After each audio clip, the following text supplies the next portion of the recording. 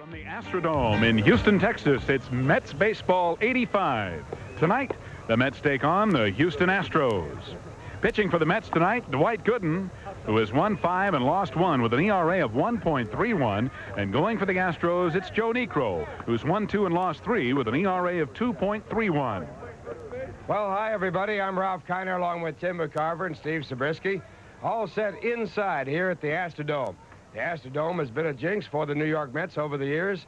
Back in 1969, the Mets did not win a ball game here inside, and that was the year they became the world's champions of baseball. And here tonight, the Mets inside once again to start 6 ball games for the season here, and we hope things will be different for them as they start out in first place here with the best record in baseball. The Mets have the doctor going today, and the doctor does make inside house calls. I should say, and he also gets inside on hitters, too. It was about a year ago when Dwight Gooden was the 4th starter in the rotation. He had his first major league start here in the Astrodome, and he beat the Houston Astros with his parents looking on by the score of 5-2. This year, it's his first time coming back to the Astrodome since that time, or at least coming back in a pitching assignment, and it should be interesting to see how the doctor handles the Houston Astros tonight, Ralph. So we'll be looking at some aspirin tablets tonight, but right now let's go down to Steve Zabriskie. Thanks, Ralph, and hi, everybody. Well, last night in Atlanta, the Mets won the ball game thanks in no small measure to the job contributed by Roger McDowell. Starter Calvin Schiraldi was hit on the toe by a batted ball back up the middle. Roger was called on relatively short notice and pitched a hitless 4 2/3 in relief to pick up his 3rd win of the year. He's been one of the many bright spots on the Mets pitching staff during this recent hot streak. And after what happened to him last year with arm surgery and missing virtually the entire season, he's just happy to be here in the major leagues. Well, I think it's just fantastic just to be here in the big leagues and being able to pitch like I have successfully. The fastball, my sinker is working. That's what's got me here, and that's what's going to hopefully keep me here.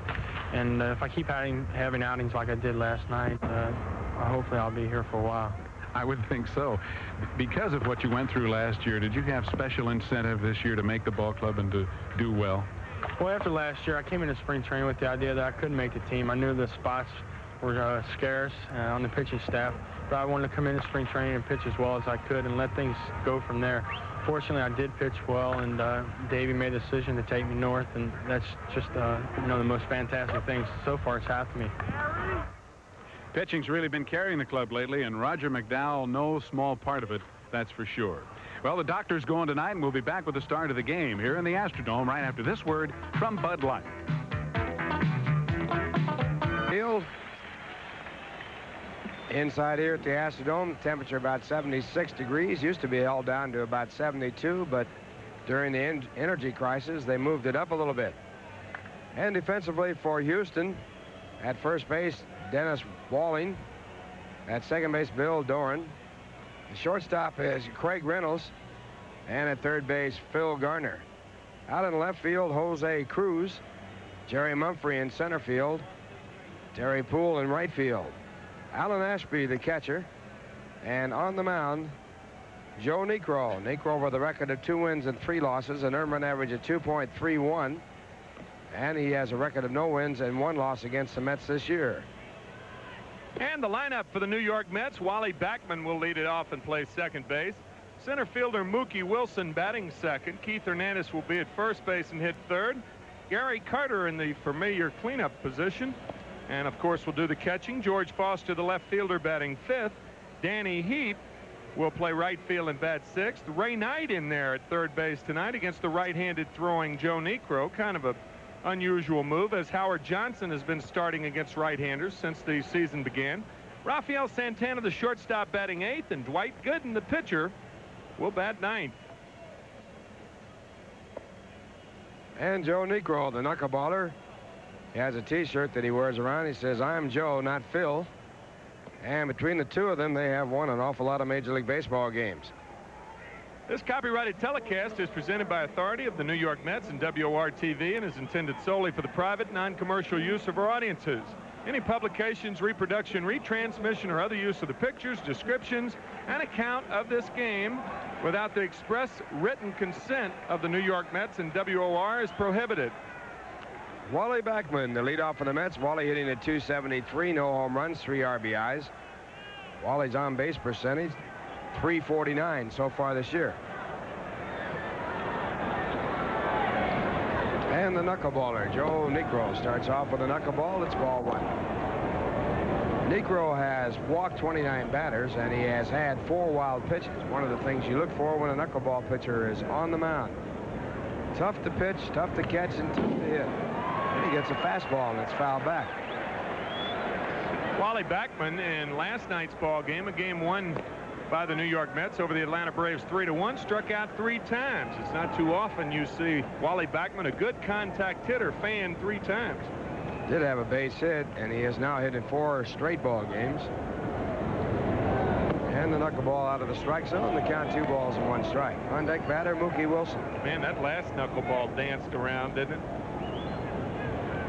Alan Ashby with a tough job of catching that knuckleballer. And another fastball, and it's fouled back out of play. So 2 knuckleballs, 2 fastballs, and the count 2-2. Joe Niekro will throw more other pitches than his brother Phil will throw. And his other pitches are a lot better than his brother Phil's, too. Joe's 5 years younger than Phil. And it's a breaking ball hit out to the first base side. And Backman is tagged out by Dennis Walling. Like the rush hour down there around first base then. Joe Niekro almost runs into Dennis Walling. He's over there to cover first. Now watch this. Whoa, traffic cop. He tags out Backman. And Darryl Strawberry looking on. He'll be looking on for about 8 weeks. They had that arm operation, wrist operation, where they repaired the torn ligaments that he injured. Tore up actually diving for a ball. Talk about traffic cops. Darryl looks like a traffic cop down in Bermuda. They wear those white gloves down there, right? And Mookie looks at a knuckleball. Mookie hitting .279, no home runs, 3 RBIs, leads the club in stolen bases with 10. That one driven deep to right field. Going back to play the ball off the wall is Terry Poole. He's unable to handle it. Mookie going to third. The throw into the cutoff man is not thrown on, and Mookie in with a 3-base hit. Oh, what base running by Mookie Wilson. Almost every runner in the National League would have stopped at second, conceding a double. But watch and see why Wilson keeps going at second base. See, when that ball gets on the rug, it's got some giddy up on it. Wilson knows that. Takes Terry Poole a long time to track it down, and Wilson pulls into third base with a triple. So Mookie Wilson. There it is. You see Terry Poole taking a long time to get to that ball. Good base running by Wilson. And Mookie picking up his 3rd 3-base hit of the year. That brings up Keith Hernandez, and Houston playing their infield in for a play at the plate. Knuckleball right through the strike zone, strike 1. See, with Dwight Gooden on the mound for the Mets, that makes managers do a lot of strange things. Bob Lillis, the manager of the Astros, figuring that the Astros aren't going to score many runs against the Mets, I guess. It's unusual to play the infield in the first inning. And it won't do any good as that ball's lined to center field. It is caught in center field, but Mookie tagging up at third comes in to score. So Mookie playing a good, wise base running feat as he tagged up to make sure the ball, even if it were caught, would not be able to trap him off at third base. And it's a tough play for Wilson, too. That ball hit the rug first. That ball was not caught in the air, and that's one of the rules in baseball. You got to catch a ball before it hits the ground for it to be an out. It's a sac fly for Hernandez, but John Kibler, the second base umpire, did not make the proper call. So the trap for the out, and now the Mets leading by a score of 1-0, and Gary Carter the batter. Gary hitting .242 with 5 home runs and 16 RBIs. That was a tough call for John Kibler, but that's the second time in the last 4 games that umpires have missed trap balls against the Mets. Remember Lee Wire on the ball hit to left field against the Phillies last Friday night in Dwight Gooden's ball game.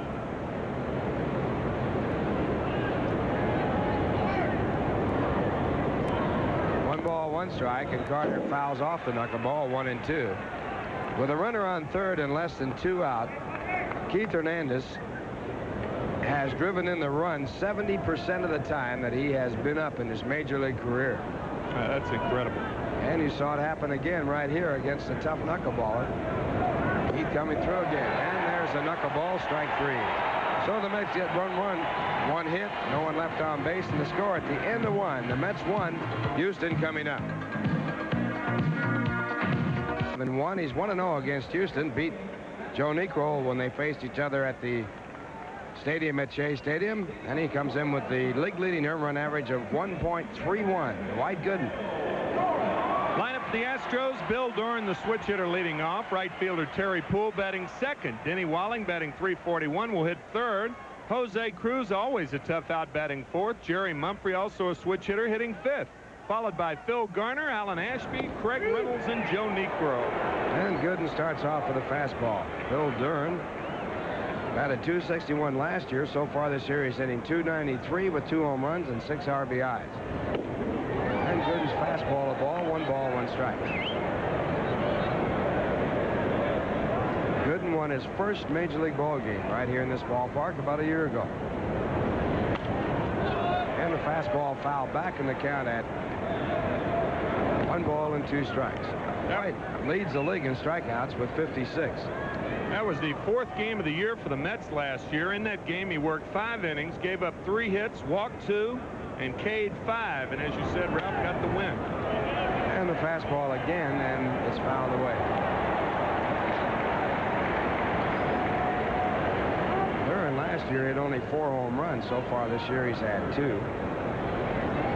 Brings a 10-game hitting streak into this game. Uncle Charlie called. Man, talk about a lock job right here. Check this curveball, folks.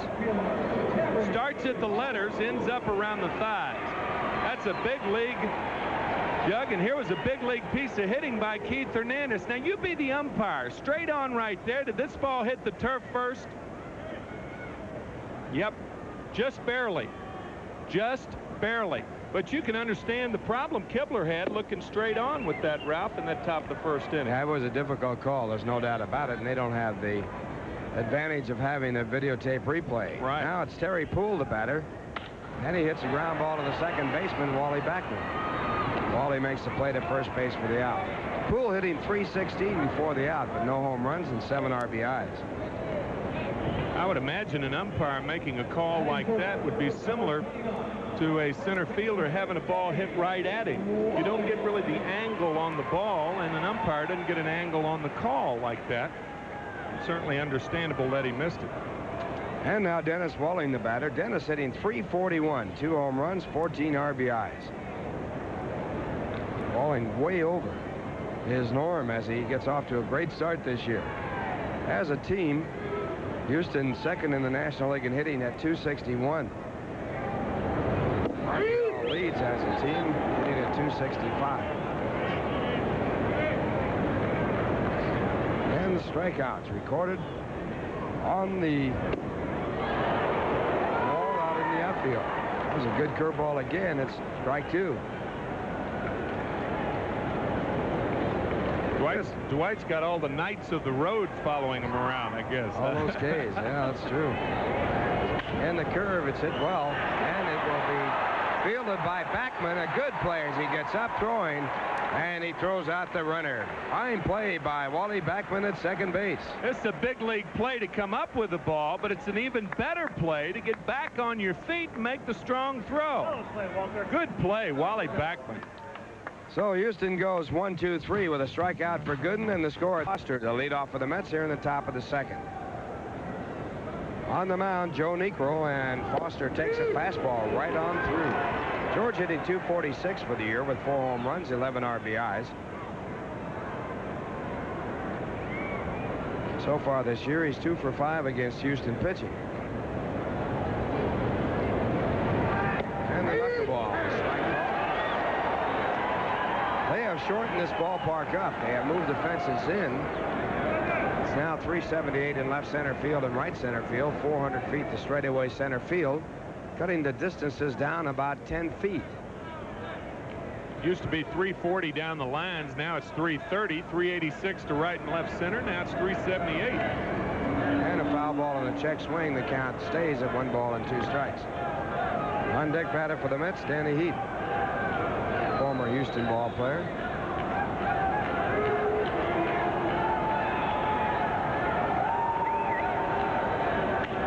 Ground ball in the hole, cut off by Gardner, the third baseman, and Foster's out. Catch the rising stars when the New York Mets take on the Houston Astros tomorrow night at 8:30 right here on Channel 9, the best seat in the house. And Phil Garner had the best seat in the house as he made that nice pickup right there, throwing on to Denny Walling. In the right place at the right time, 1 away, and that'll bring up Danny Heath. Danny, a former Houston ball player, traded to the Mets for Mike Scott, who will be pitching in tomorrow's ball game. Scott this year has a record of 1-1. It'll be Sid Fernandez against Mike Scott tomorrow. He hitting at .275, no home runs, 10 RBIs. And the knuckleball for ball 1.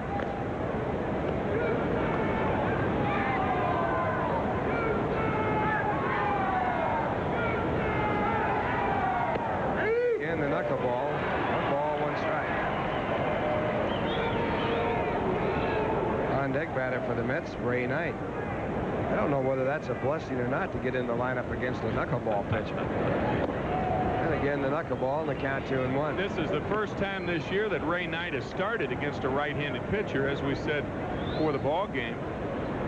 It's unusual for Ray. Usually he's platooned with Howard Johnson at third base. And a high fly ball to deep right field. It could be gone. It is going. It is gone. Goodbye. Heath with his first home run of the year, and the Mets lead 2-0.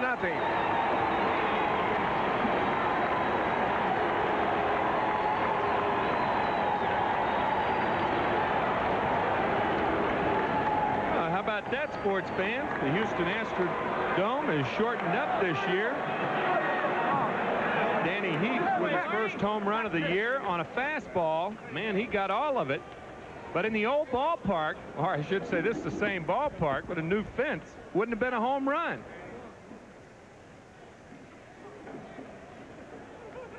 Which it hit right there. It hits that back wall. It would have been in there for extra bases, but not a home run. So the fence gave Danny Heath a home run. And now Ray Knight, the batter. Ray hitting at .147 for the year with no home runs and 2 RBIs. Negro back and missing, and the count 2 balls, no strikes. That is only the second home run hit off Joe Negro this year.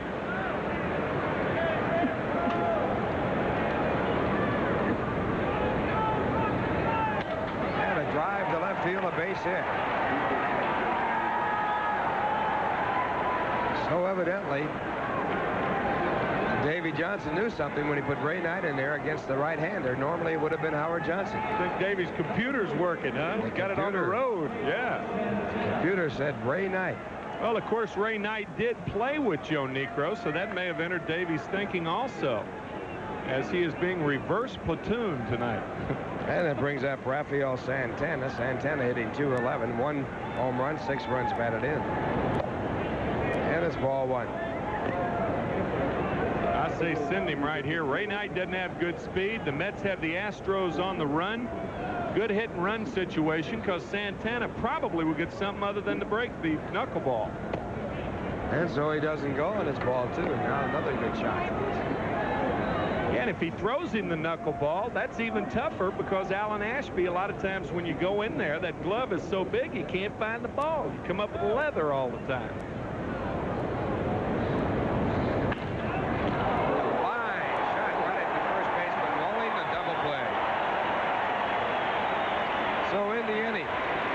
For the Mets, and the home run by Danny Heath.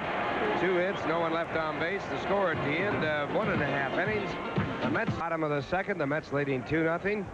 And coming in for the play-by-play, Tim McCarver.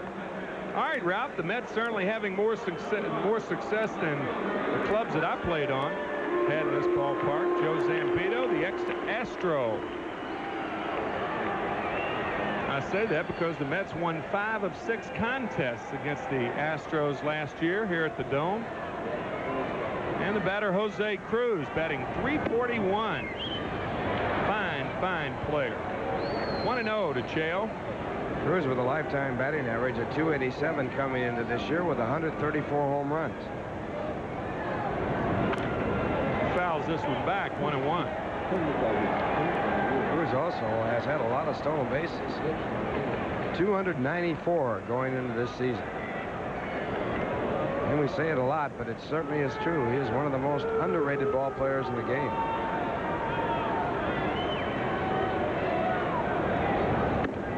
Swing and a miss at the high rider, 1-2. Jose Cruz hoping his name lives in perpetuity here in Houston, the Astrodome. Taps this one toward Ray Knight at third. And he throws out Jose Cruz. One away here in the second inning. The batter, Jerry Mumphrey.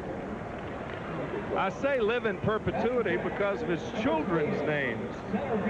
He has 4 children: Jose Javier, Jose Cheito, Jose Enrique, and Shakira. So he has 3 children named Jose. They got 4 Jose's in the family, huh? Jerry Mumphrey swinging and missing, batting .257. Mumphrey, a good year last year for Houston, hitting .290 with 9 home runs. Came over from the Yankees in 1983 for Omar Marino.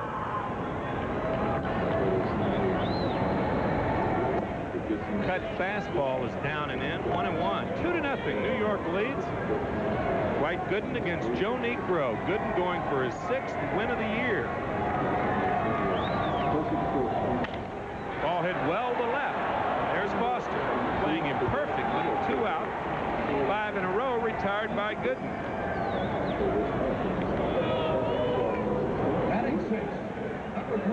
And the batter Phil Garner batting .262. Scrap iron, has 1 home run and 12 RBIs. Very popular player.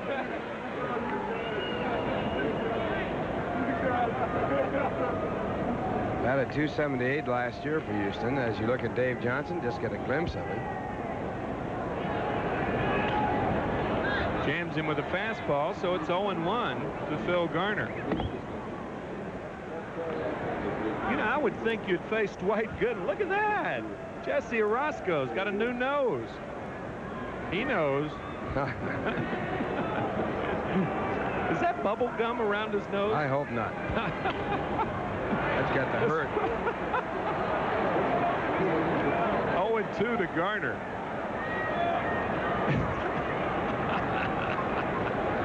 Oh, that's great.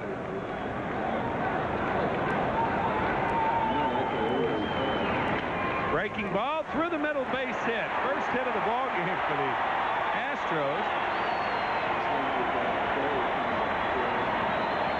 So Garner at first base, 2 out, and the batter Alan Ashby.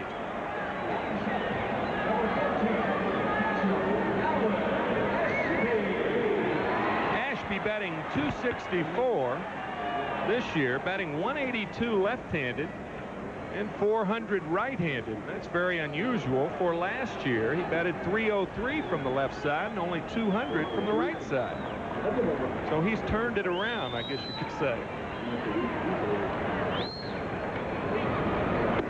Fastball outside, 1-0 to Alan Ashby.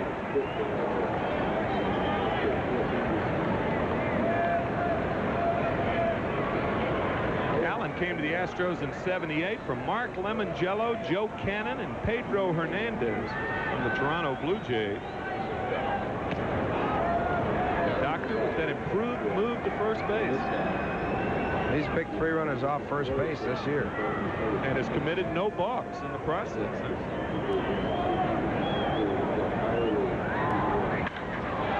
Fly ball to center field. It's deep, but Wilson's there for the 3rd out. So the Astros have a hit. They strand a runner here in the 2nd. But after 2, they trail the Mets 2-0. Now, here's a word for the way it appears in this bizarre, strange, wonderful place, the 8th wonder of the world, the Astrodome here in Houston. Dwight Gooden will lead off the 3rd. Dwight is 4 for 17 this year. He's been getting his knocks. He almost got knocked right there. Knuckleball breaking all over the place. That thing can make you look foolish. Dwight will get something other than the knuckleball here, I surmise. And he does, and fouls it back. 1-1. You know what always amazes me about Phil Niekro and Joe Niekro and most knuckleball pitchers? They throw that knuckleball 70 to 80% of the time, and then they go to a slider or a fastball, and they get that other pitch over. Always amazes me how they can do that. Because their grip completely different as Gooden gets out of the way of the knuckleball. One is held with the fingertips, and the slider and fastball is held where they fingerprint you. There's a good slider there. 2-2 to Gooden. Joe, 195, 170 lifetime, vying to become the all-time leader for the Astros. Garner guns out Gooden, 1 out. In the National League, Pittsburgh defeated the Giants 3-2. Final score there. The Reds and Expos are playing in the 5th inning. It's the Expos 1, the Reds nothing. At the end of 5 innings, it's the Braves nothing, the Phillies nothing. The Braves still can't score runs. They scored only 2 runs in 54 innings prior to that ball game. Cardinals later against the Padres, and the Cubs later against the Dodgers. All right, Ralph, and we'll try to keep you apprised, folks. All the scores in both leagues throughout the course of the evening.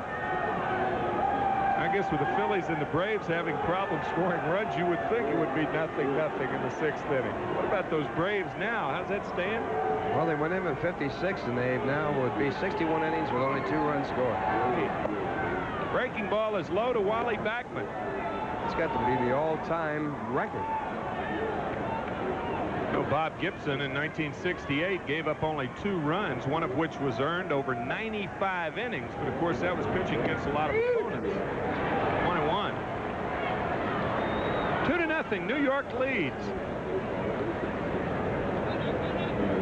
Backman entered the game batting .273.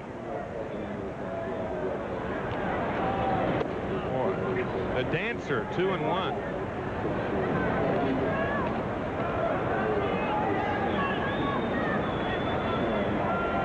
Look how big that glove is that Ashby has. Down and in, fastball, and it's foul. So we'll do it again. 2-2 to Wally Backman. Pretty big target he gives back there, isn't it? Uses that as a shield. They give Paul Richards credit for developing that big glove, but he did not do it. It was the cat, Harry Burkeen, who did it. Came up with that. Paul Richards gets the credit as you look at former Houston ball player Rusty Staub. Of course, Clint Courtney was one of the first guys to use it, wasn't he? Gus Triandos. Gus Triandos, yeah, with Baltimore. Breaking ball. It's going to be a tough play for Reynolds, and he can't make it. 38 hopper up the middle for Backman. He has his first hit, and the Mets have their 4th hit of the night. Well, the base hit extends Backman's hitting streak to 5 games. This is a typical artificial turf base hit. Everybody running for it, the ball bouncing on through in the center field. So Wally is on, a threat to steal with the knuckleballer pitching, and Mookie Wilson comes up. Wilson hit a triple his first time up and scored on a sacrifice fly by Hernandez. Good base running by Wilson in the process. Pitch out. Alan Ashby thinking right along with you, Mr. Kiner. Sometimes you talk a team into hitting and running. You pitch out and you wake them up. Say, wait a minute, what are we supposed to be doing? We'll see if they talk Davey Johnson into it. Mookie, not a contact hitter. Niekro stepping off. It's a great part of the game, isn't it? All the strategy that's involved in trying to combat the stolen base. Backman not running, and the fastball is outside, so Niekro in the hole, 2-0.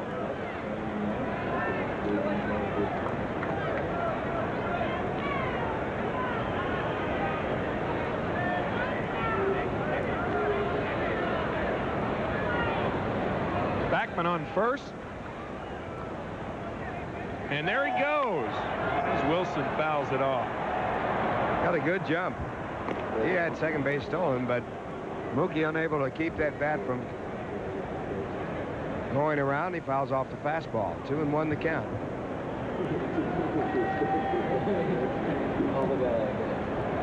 Bobby Valentine sending the signs in to Mookie Wilson. May run him again here. 2-1. Not much of a chance for a pitch out, because if you pitch out, you run it to 3-1. Joe throws to first base. Joe Niekro.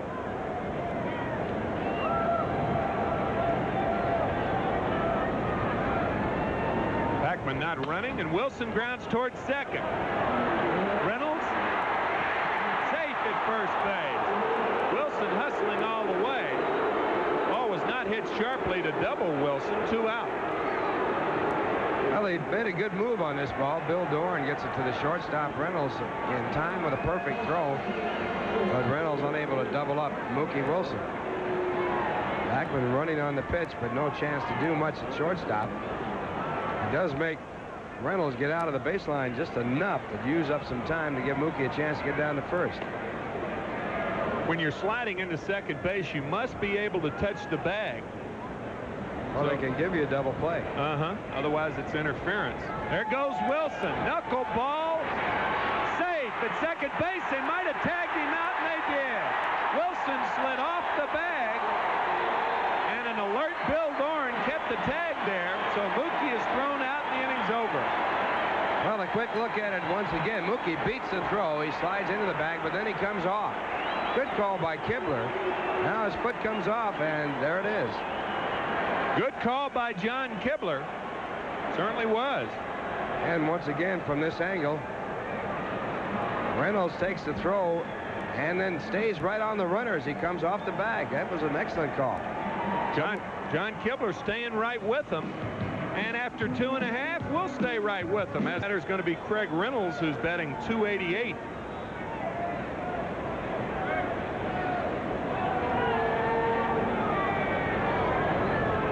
Fastball misses inside. 1-0 to the local product.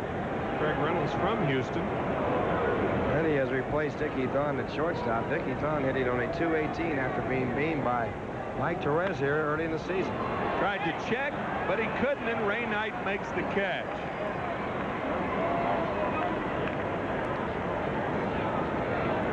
Oh, Mookie coming down on that attempt of stolen base.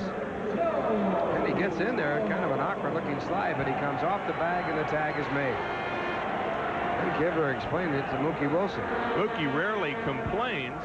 That play, of course, ending the third inning, the top of the third, and the batter's Joe Niekro. Swing and a miss. Niekro's batting .313. He's 5 for 16 on the year. Fine athlete. Another strike with the heater. Oh, it's 0-2 to Niekro. We were talking between innings, Ralph, and try to keep our fans informed. It doesn't appear that Gooden is throwing as well as we're used to seeing. As Niekro taps towards second. Backman throws him out. 2 out. Gooden with only 1 strikeout so far in this game. In the American League, Oakland clobbered the Brewers 19-3. At the end of 3, it's the Yankees 3 and the Rangers nothing. Tie ball game. Angels and Blue Jays tied at 2 in the 5th. 1-0 Mariners over the Red Sox in the 5th. Orioles 2 and the Indians nothing in the 2nd. No score. The Orioles against the White Sox. That ball game was in the 1st. And the Tigers against the Twins later on. Bill Doran taps the first pitch foul. Don Leppert, the first base coach, throws it out, and it's 0-1 to Bill Doran. Astros have 3 switch hitters in the lineup tonight. Doran, Jerry Mumphrey, and Alan Ashby. Curveball high. Doran struck out his first time up. Gooden leads the National League and the major leagues in strikeouts. He has 57 now. Nolan Ryan and Jose De Leon came into this game with 55 strikeouts. Doran in the hole, 1-2. Nolan Ryan with 3,929 strikeouts in his major league career. All-time high. In second place, Steve Carlton of the Phillies. That game in the 7th inning in Atlanta. Carlton against Bedrosian, 0-0. And it's 2-2 to Doran. Carlton entering that game 0-3 and has fallen well behind Nolan Ryan. He started out 2 strikeouts behind Ryan at the start of the year. Bill fouls it back again, so it's still 2-2. And there's Nolan Ryan. Ryan, very profound when he said the strikeout is a gauge of talent, but it is not a gauge of success. He should know better. Check that isometric exercise Nolan's doing for his shoulder. Few guys have thrown as hard for as long as Nolan Ryan. Fastball just misses. 3-2. Ryan with a lifetime record of 233 wins, 208 losses, 5 no-hit, no-run games. That is a major league record. Doran pops it up. Is it playable? Carter can't get to it. Just out of reach. Gary had to tiptoe through that muck. Muck and mire. Yeah. The batting circle there had the weights there, the pine tar, the rosin bag, the leaded bat. Check that out. Tough enough to catch. Now they got to throw all those obstacles out there. Where is the bat boy? He's supposed to have those things picked up. That's terrible. He could break a leg on that. Telling you. 3-2 to Doran. Stays alive.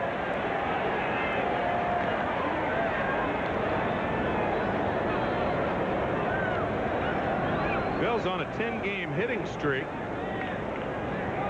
Batted .370 over that time. He's been hot with the bat, as have these Astros. Another pop-up. Is this playable? Oh, just out of the reach of Gary Carter. Hang with him, Gary. Well, Gary comes over here and he runs into the facade. Jars him up a little bit right there, and now he can't get back to the ball. Oh, that's got to hurt, too. That stuff doesn't give. They asked him if he was all right. He shakes his head. Yeah, I'm okay.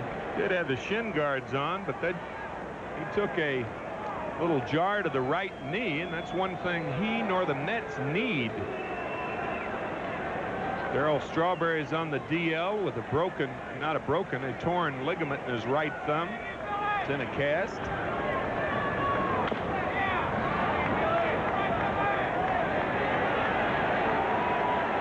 John Leopard.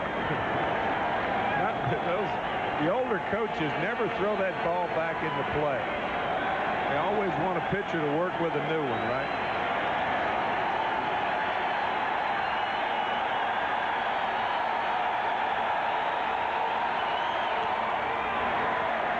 Another foul ball.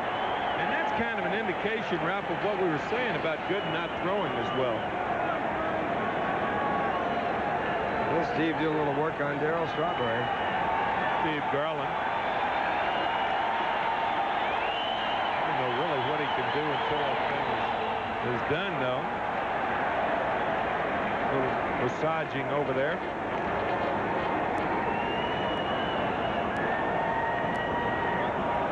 Dwight Gooden, 22-10 lifetime. Not only does he lead the National League in strikeouts with 57, his ERA is 1.13. Bill Doran has a good at-bat. Ekes a walk out of Dwight Gooden, and the batter's going to be Terry Poole in this 2-0 game. Mets lead.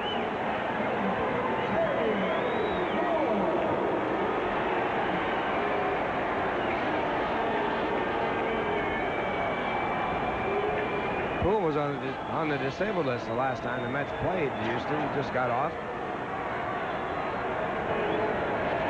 Batting .316, the first year of a 4-year contract for Terry. Not bad for a guy who never played high school baseball, from Melville, Saskatchewan. Curveball outside, 1-0. Poole grounded to second base his first time up. Terry holds the all-time high batting average in National League Championship Series play. He was 10 for 19 in 1980 when the Astros played against the Phillies.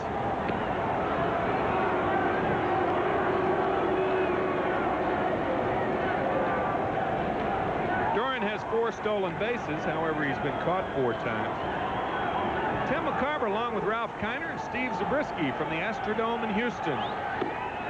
There's a strike, 1-1.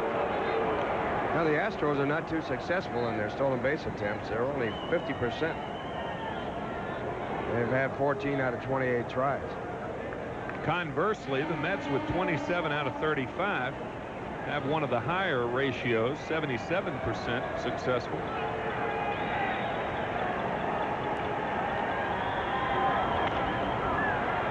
Poole fouls it off. That's back in the stands. So it's 1-2 to Terry Poole.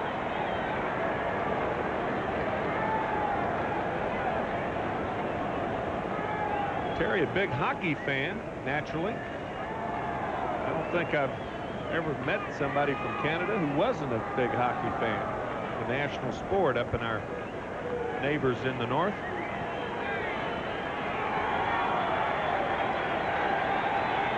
There goes Doran, and now he stops. This ball lifted to left field. George Foster there. He makes the catch. So a relatively easy inning for the doctor. As he walked one, the Astros came up with no hits. They stranded a runner, and after 3, it's the Mets 2 and Houston nothing. Houston Cougars back in the middle 60s. Steve Zabriskie. Here he is with 10-2 speed, pal. Oh, thank you very much, Tim. Not anymore. Keith Hernandez to lead it off for the Mets. Top of the 4th inning with New York out in front, 2-0.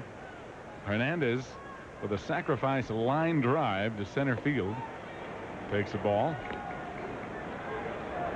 Here's the play, his first time up. Keith Hernandez lined this one to Jerry Mumphrey in center with Mookie Wilson on third base. Seems like the more we see that, the more it looks like Mumphrey catches it. I think that's trick photography. Never know that Bill Webb will test you occasionally. And John Kibler only had one chance to look at it. Hernandez drove in a run with that sacrifice line drive, his 19th of the year to lead the club. Down low. 3-0 now to Keith. Niekro has not yet walked a batter. He's struck out only 1, allowed 2 runs on 4 hits.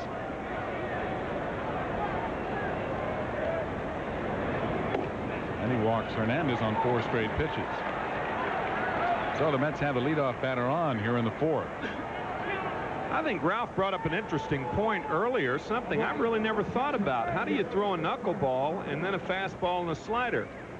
2 completely different pitches.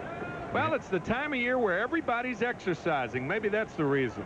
Learn more about shaping up on a News 9 special report tomorrow on News 9 at noon. Derek Carter, the hitter. Carter, a strikeout victim on the knuckleball to end the 1st inning. Got a hold of this one and hits it high in the air to short left center. Mumphrey coming in makes the catch. And Hernandez, who was playing halfway, will go back to first, 1 away.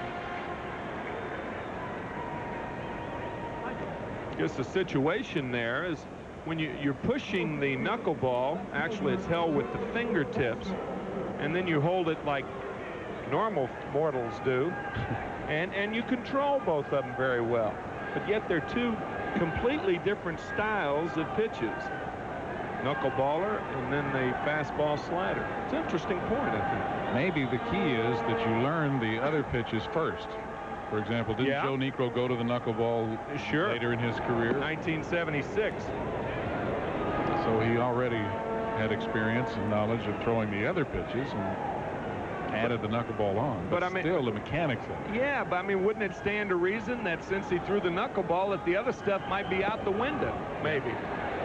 But to maintain the other stuff while he still maintains the knuckleball is kind of neat. Impressive. Yeah. Foster grounded to third his first time up. George hitting .243. 1 ball, 1 strike, 1 out. Hernandez at first base. Right in there. 1-2. Well, if Niekro falls behind in the count, you can beat him, because then if he has to rely on his other stuff, while it's better than his brother Phil's, it's still not as good as most guys' fastball slider. And Then he strikes out Foster with a fastball for the second out of the inning. Second strikeout for Niekro. Was a heater on the outside corner. That's an unusual pitch. The 1-1 pitch was a fastball. Kind of unusual since his knuckleball was dancing around as much. Maybe they thought the Mets were going to run, but if you're going to do that, you'd pitch out, wouldn't you? I would think. While you're ahead in the count, particularly. Danny Heap takes one inside. Heap hit a home run, his first of the year, his last time up, over the right field wall to give the Mets their 2-0 lead.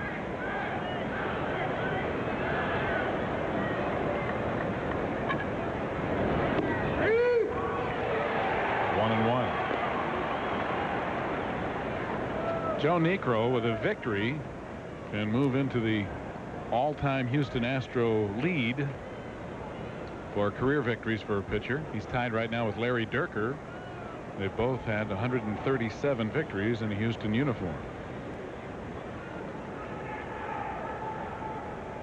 But Niekro trailing here 2-0.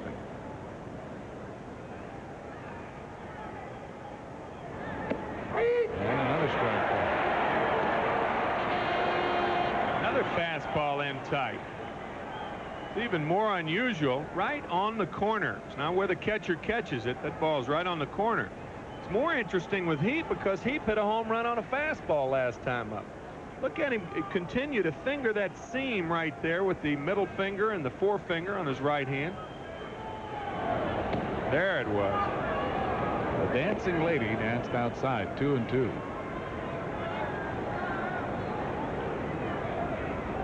But you do have a good fastball, and let's face it, most knuckleball pitchers don't. Joe may be the best of any of them around right now.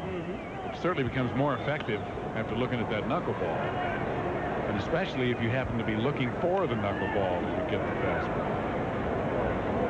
Well, that's not too often, though. No. Of course, it might have been the case with George Foster. Way behind on the fastball with the 1-2 count. Watch Joe finger that seam with that forefinger and middle finger. Quick, wasn't it? Grounded right off the plate. Niekro back to get it. He fumbles it, but gets the throw to first in time. Almost dropped it, but he gets Heap to end the inning.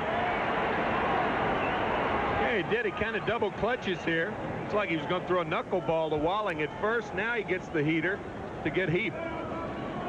No runs, no hits, a walk, and one left in the fourth for New York. The Mets still lead it 2-0 after three. Fourth has taken 2 pitches from Dwight Gooden to count 2 balls and no strikes. Walling retired on a beautiful play by Wally Backman his first time up. Fouls this one back, and it's 2-1.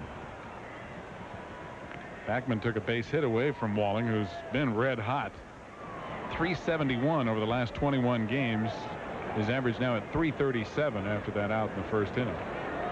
And he's driven in 14 runs in the last 21 games. He drives this one to left, and Foster's on his horse, but he won't catch up to it. Short hops the wall, and Walling will be in with a double. So Walling continues to have a hot bat. I mean, he crushes this ball and didn't really have a big swing. He just kind of top hands it and flicks it. About 370 feet from home plate.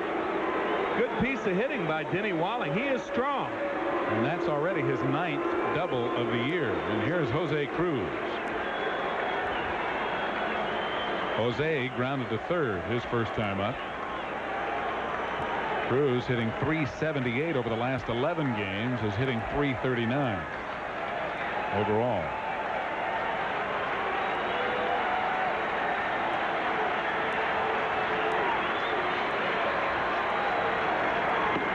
Big swing, no contact on the fastball. Walling with his 9th double, now tied with Tim Wallach of Montreal, behind Gwynn, Hayes, Parker, and Ray, who lead the National League with 10 doubles apiece. So Walling up among the league leaders.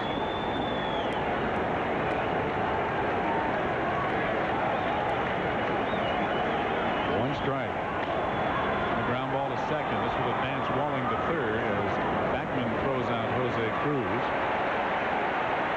And it's time for Mets trivia. As we do regularly here in the 4th inning. California's Reggie Jackson, listen carefully, Mr. McCarver, is one of only 2 active players who have hit 30 or more home runs with 3 different clubs. Do you know who the other player is who has hit 30 or more homers with 3 different clubs? Jackson is one, and the other active player is... We'll think about it for a while, and we'll flash the answer upon the screen momentarily. Oh, okay. Jerry Mumphrey flied to Foster in left back at the 2nd inning. Grounded foul, strike 1. 2-0 New York leading here in the bottom of the 4th. 1 out. Denny Walling, having led off with a double, is now at 3rd base.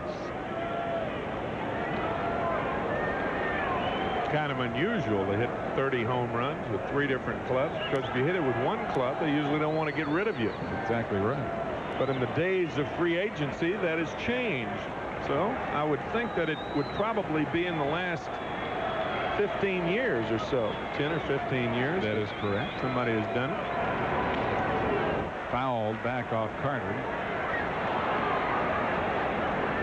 Jerry might have taken that one on the glove thumb. 0-2 the count on Mumphrey. Mumphrey, a .305 career hitter against the New York Mets.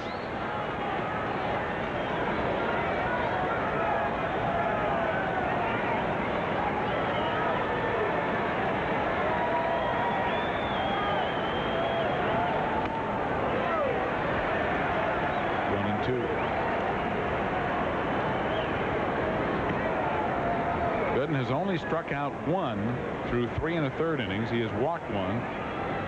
He has allowed just 2 base hits.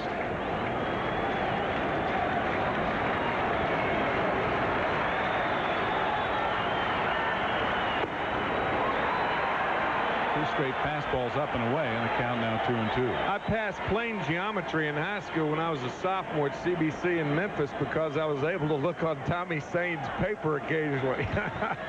And Mr. Kiner has just slid the name to me. No credit will be given. Backman near the bag, but the run scores as Walling comes in from 3rd. Mumphrey picks up his 18th RBI on the ground out. And it's 2-1 New York. Are you? All right, here's a question again. We'll give you a chance to. The only other player other than Reggie Jackson among active players to hit 30 or more homers with 3 different ball clubs. Who is it? I'll tell you who I was going to guess. I was going to guess Jason Thompson. Good. That would have been the next one. Well, but it would have been wrong. It would have been incorrect. I mean, Wally Backman would have been the same guess, and he's been with the Mets. But the answer is Dave Kingman. That is correct. Okay. Mr. Kiner gave it to him. David hit 30 for the Mets, the Cubs, and the A's. Of course, he did that 30 with the A's last year. I know you're dying to know what Tommy Sain ended up doing, right? Yeah, did he pass or? He skipped the 12th grade and went to Yale, made the dean's list. You were looking on the right paper. I was sitting right there. I was sitting next to the right guy, baby. Looks like you had that one planned all along. Luck of the draw. Otherwise, I might not be here.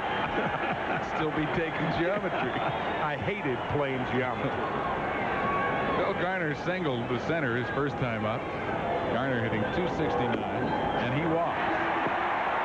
So Gooden has now walked more than he has struck out. His second walk, and he still only has 1 K. 2 out now with Garner at first and a run in.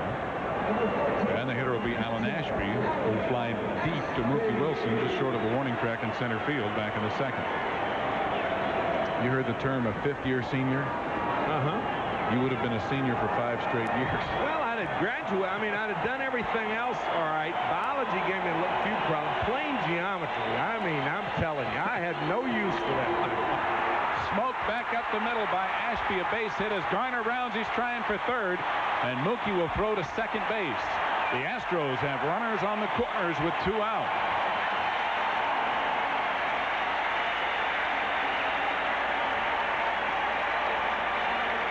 I mean, this is a BB back through the middle, and Phil Garner probably was good at plain geometry because he turned the corner well and went to 3rd. He is there at the hypotenuse. of that right triangle. But Ralph and I picked up on it seriously, Steve, about Dwight, and he does not appear to have his real good stuff tonight. No, he doesn't. He got the breaking ball over early, but he seems to have gone away from that as well. His fastball doesn't have the hop on it usually has. And here's Craig Reynolds, who popped out to third baseman Ray Knight back in the third inning. 2-1, the Mets leading, 2 out in the fourth. Runners at first and third. Fastball jammed him, and Santana will take it, and the inning is over. A run on 2 hits as Walling leads off with a double and scores. The Mets still lead it 2-1 after 4 here in the Dome. Mets are shopping for more runs here, aren't they? Need a little extra insurance. A 2-1 ball game. The Mets, of course, have done very well in one-run affairs. They are 10-3 in one-run games. 13 of their 29 previous games decided by 1 run. Ray Knight will lead it off. Rafael Santana, and then Gooden scheduled up third. Knight single to left with a line drive, his first time up.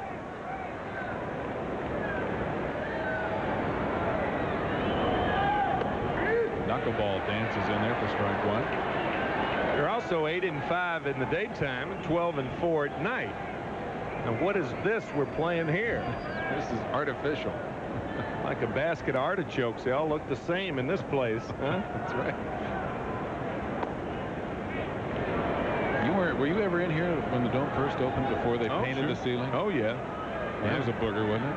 Trying to see the ball. A day game in here before they painted the ceiling, and you can forget it. Fouled right off the end of the bat, and the count 1-2. Of course, they had grass in here originally. This is the 20th anniversary of the Astrodome this year, opened in 1965. And the grass was supposed to be specially designed along with the lucite panels in the roof to allow it to grow in here. But then when they found out they couldn't see the ball, they had to paint the roof, and then the grass died. Kind of like playing in a terrarium here at first. The Astro terrarium. That wouldn't have run true.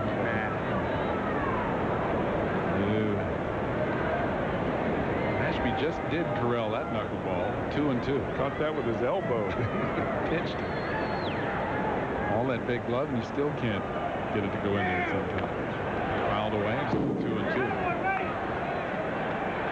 But if it were not for the fact that they painted this ceiling and killed the grass in here, we might not have artificial turf, because it was commissioned then by Judge Roy Hoffines, owner of the Houston Sports Association, for the Monsanto Company to come up with something that would work in here, and that's how we got AstroTurf. That's where it got its name. And now all the other types of artificial turf. 3-2.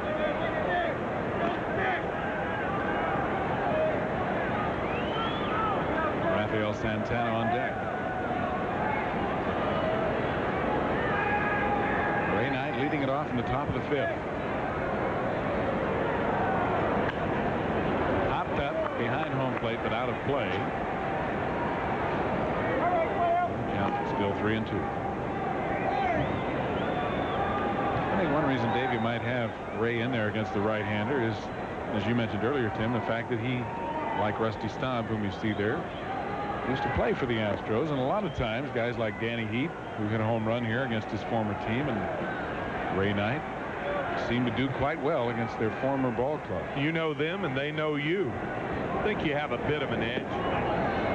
Knight works out a walk after a good at bat to lead off the 5th inning. Second walk issued by Niekro.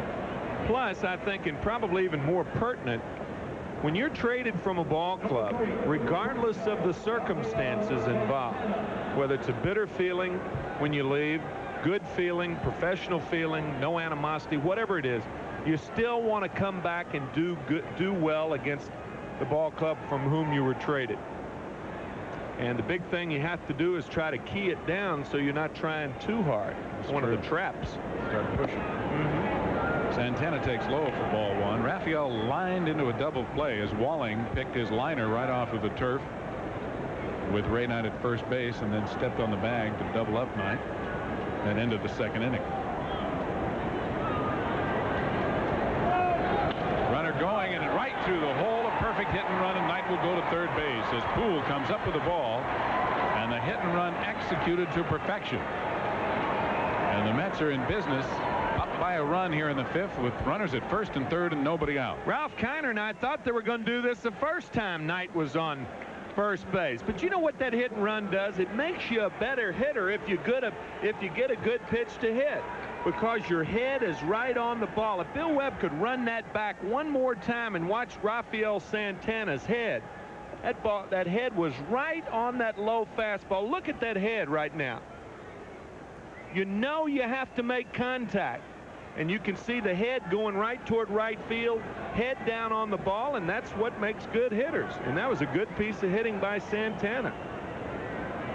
Now the doctor up there. First and third and nobody out. Breaking ball way outside. Ball 1. Gooden grounded to third his first time up. Checking out with Bobby Valentine to see if the play is on. Knight at third. Santana at first.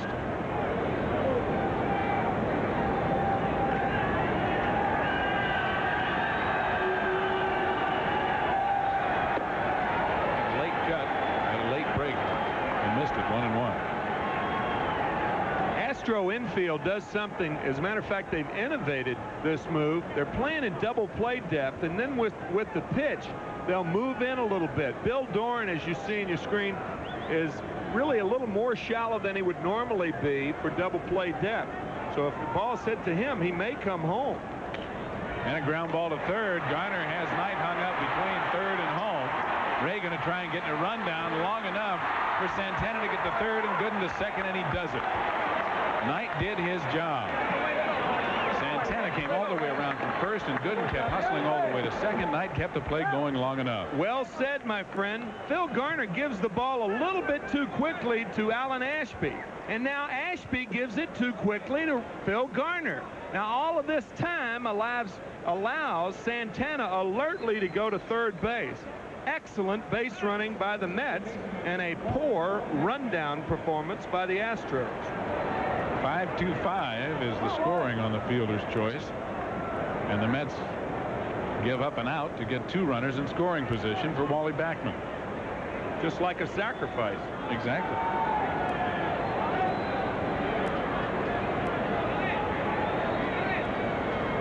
Backman 1 for 2, grounded to first and then single to center in the third.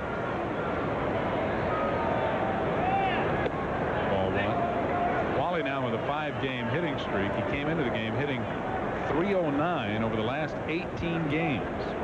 Luck's a residue of design. The reason the Mets have been winning, they've won 7 of their last 8, is because they've been doing a lot of little things well. Back in the first inning, Mookie Wilson taking the extra base, turning a double into a triple, and scored on a sacrifice fly by Keith Hernandez. As you look at Bob Lillis flashing the signs to Alan Ashby, the catcher.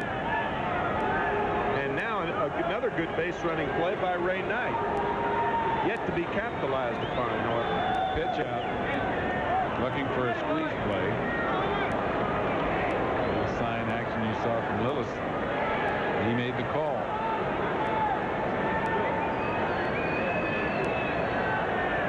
I think a lot of managers would put a pitch out then on because they would maybe squeeze in a situation like this. Knuckleball, ball to strike. Dang it. It's the only pitch where the catcher dives behind the hitter and the pitcher gets a strike call. It's almost what that knuckleball will do. That's right. Get strikes on wild pitches. 2 balls, 1 strike on Wally. Liable to get it again, too, because first base is open. But I don't think this is any kind of squeeze situation. You're facing a knuckleball pitcher. It's tough to bunt. Plus, a base hit scores 2 runs. Line ball, right center field. It could be deep enough to score the runner from third. Santana tags as Mumphrey makes the throw. He will come home as Gooden holds at second, and Wally Backman drives in his 4th run of the year to give the Mets now a 3-1 lead. Good piece of hitting by Wally Backman, the knuckleball. He gets it just deep enough to score Santana.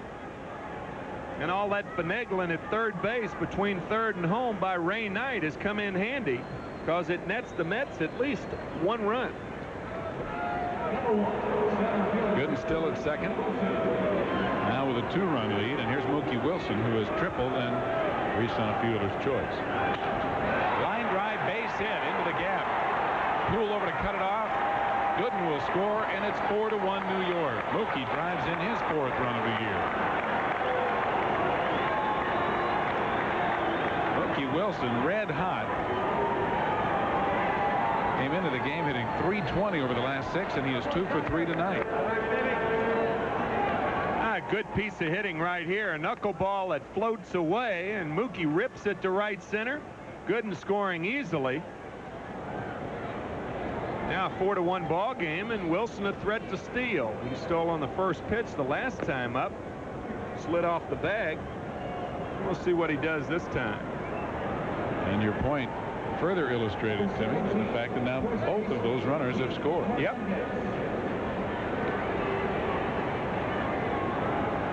Keith Hernandez has not yet officially been to bat.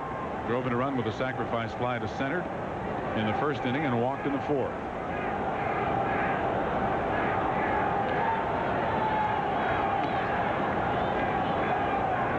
After the conference between Walling and Negro throws one over there and hold Mookie close.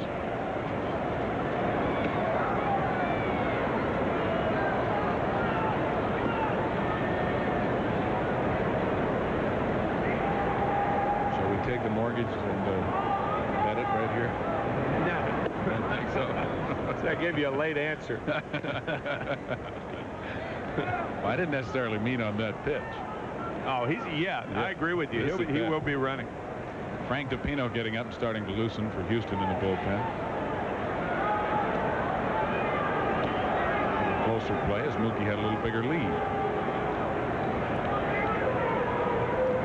One of the reasons Mookie has been sliding feet first is because that bad right shoulder of his takes wear and tear to dive back like that. 2 balls, no strikes.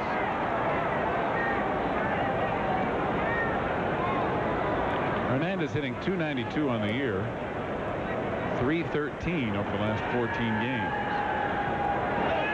Ball 3, Mookie running, and the throw is in time, but Mookie got by. That time he also slid off the base, but Reynolds was headed for right field. For Mookie Wilson, his 200th career steal. Open the gate. What's this? Whoa! Last time Bill Doran stayed on the bag, and this time Craig Reynolds doesn't stay with the tag. Open the gate. Whoa, Mook. Get back there. All right. Mookie's 11th stolen base of the year, and the Mets have stolen now 29 out of 38, and they're going to go ahead and walk Hernandez with the count at 3-0 to put runners at first and second. So Keith walks for the second time, this one intentional. The third walk issued by Negro. The Mets have plated 2 here in the 5th, but with 2 out, they have runners at first and second for Gary Carter, who has struck out and flied to center.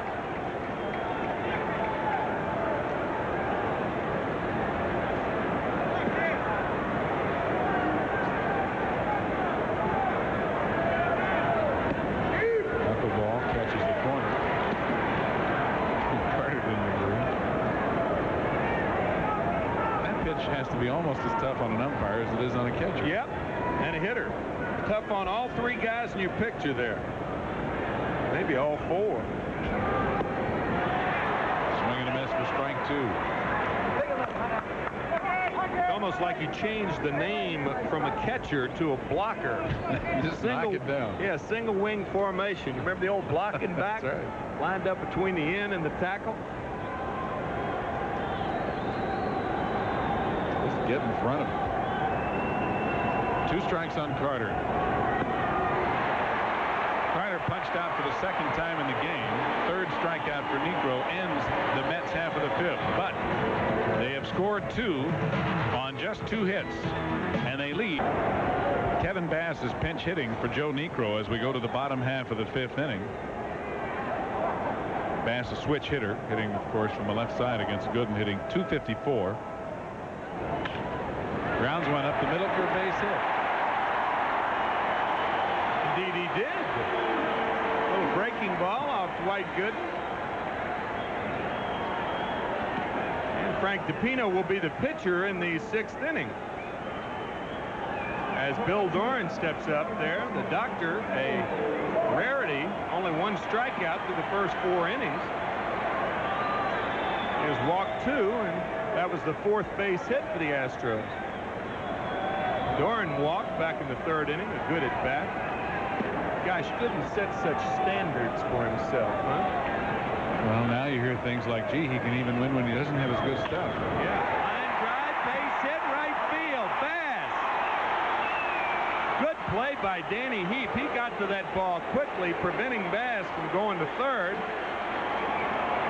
And the Astros, a good hitting ball club, have runners at 1st and 2nd and nobody out. Hernandez almost gets this ball. Doran now has an 11-game hitting streak with this single. And as we've said so often, just to illustrate your point about Heap's play, good outfield play is not dependent upon the strength of one's arm. It's dependent upon how quickly the outfielder can get to the ball. That's what stops runners, and you saw Kevin Bass make a real short turn and hold up at 2nd. Get to the ball, throw it, and you've done your job. And that's what Heap did. Dwight Gooden could be in a heap of trouble. Terry Poole, the batter. He's 0 for 2 on the evening. 4-1 Mets lead.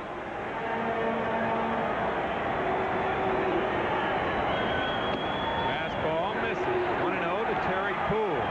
He's grounded to 2nd, fly to left.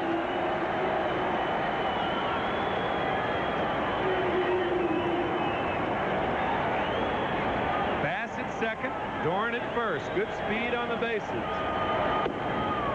Fastball misses, so it's 2-0.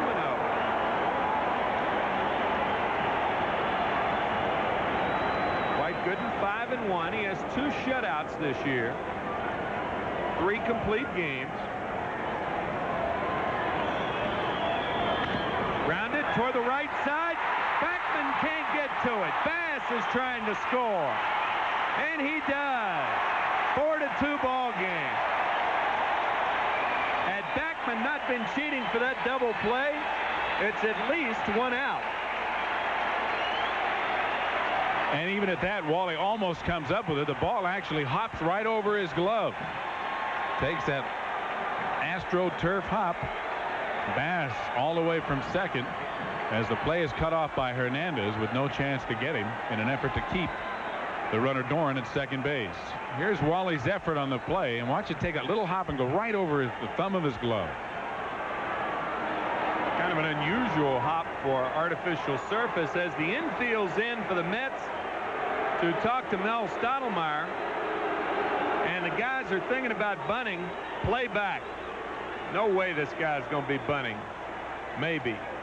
That's what goes through your mind. No way, maybe, that he's going to be bunting. A qualified statement if ever I heard one. Well, Walling's been their hottest hitter lately. 345 on the season. And I would imagine, although managers manage different ways. And Bob Lillis was a player who lived by the bunch. You saw him call for that pitch out in the top of the 5th. So we'll see what he's going to do. Nobody out, 1st and 2nd. He is not bunting, and he takes a high heater. 1-0 to Dennis Walling. I wonder, though, if the batter were right-handed, if he would have him bunting in this situation. Possibly. RBI number 8, by the way, for Terry Poole. He's at 1st. And a breaking ball is inside. 2-0. The doctor 3-1 lifetime against the Astros. He's had a .92 ERA over his last 6 starts. Not been sharp tonight.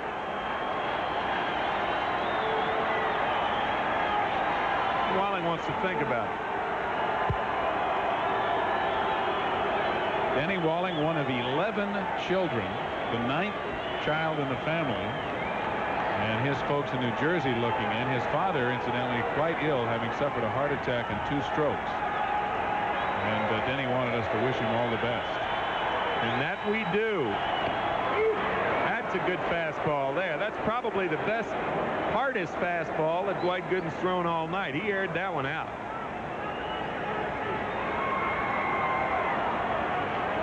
Six hits for the Mets, 6 hits for the Astros. The Mets have a 4-2 lead. Breaking ball towards second, could be 2. Just 1. Backman had a tough time with that ball. Ended up making a good play. Tough hop, 1 out. Runners at the corners now. Wally gets caught in between here a little bit. And again, this is a problem that players that don't really play on the turf very often, and certainly don't have in their home ballpark, really have in the infield. It's really tough when you don't play on this surface every day to instantly gauge those hops and get yourself in the right position. But Wally really did a good job to get an out. That is well put, my friend. Jose Cruz, the batter. Jose has grounded out twice, once to third, once to second. Doran at third base, Walling at first, 1 out. Breaking ball is low, 1-0.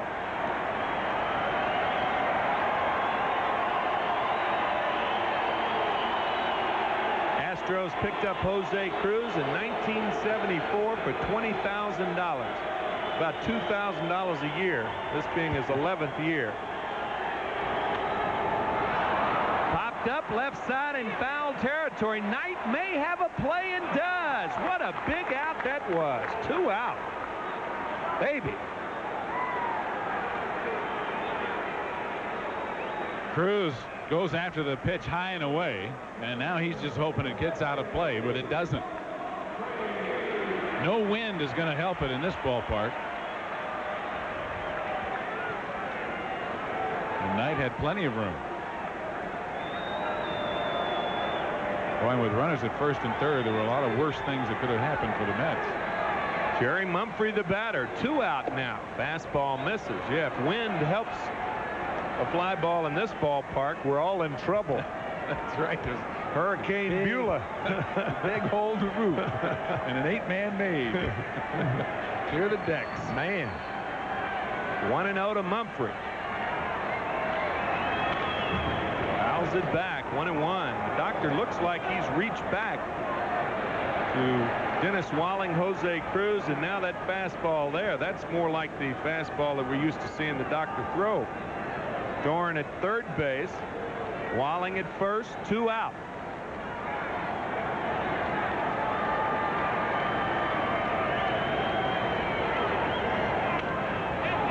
One and 2.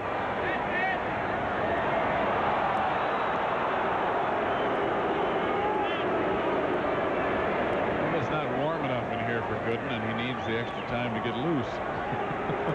Didn't used to be the case in old Colt 45 Stadium. Boy, I attended a couple of ball games over there. Fighting off the mosquitoes. Fastball misses, so it's 2-2 to Jerry Mumphrey.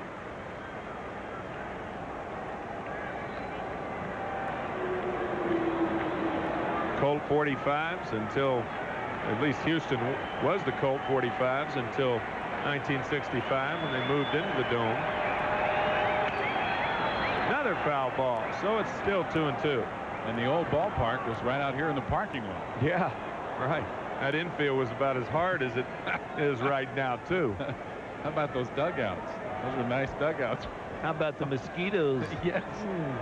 You were constantly being buzzed by B-52s all during the game. Those mosquitoes like to hang out in the dugout, too. Grounded towards second, and Gooden's going to get out of it.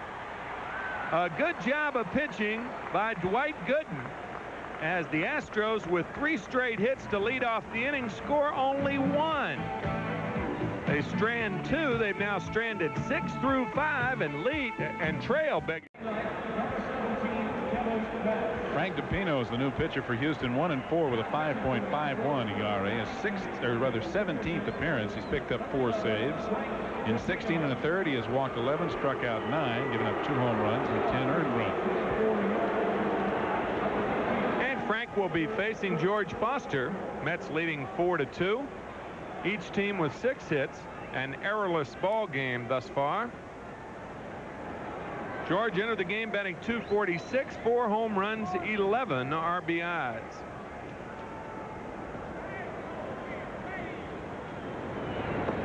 Swing and a miss at a down and in slider.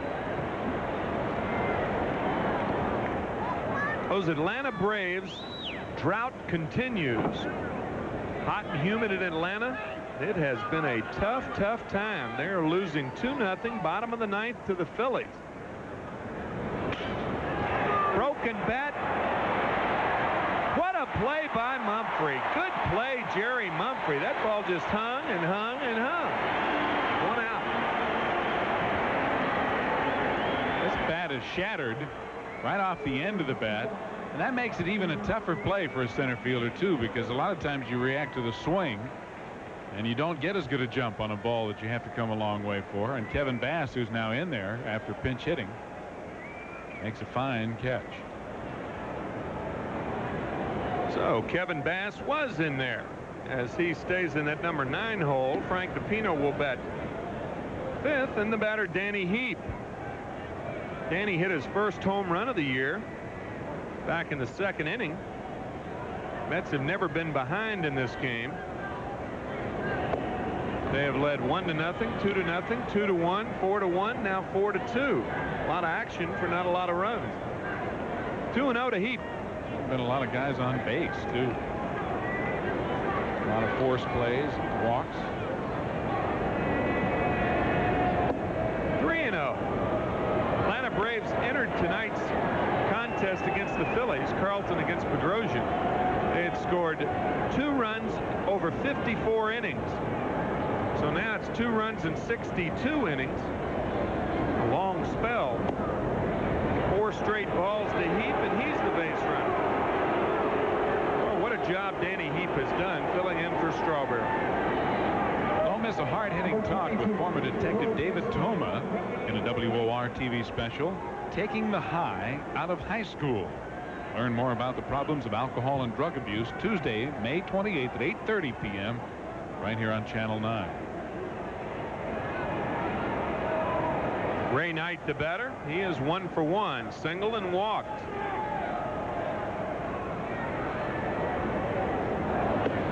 Slider is high. 5 straight balls from Frank DePino. Good hit and run situation here. You can be sure that the pitcher's going to be around the plate. One of the prerequisites for that particular strategy. He does not have good speed at first base, I might add.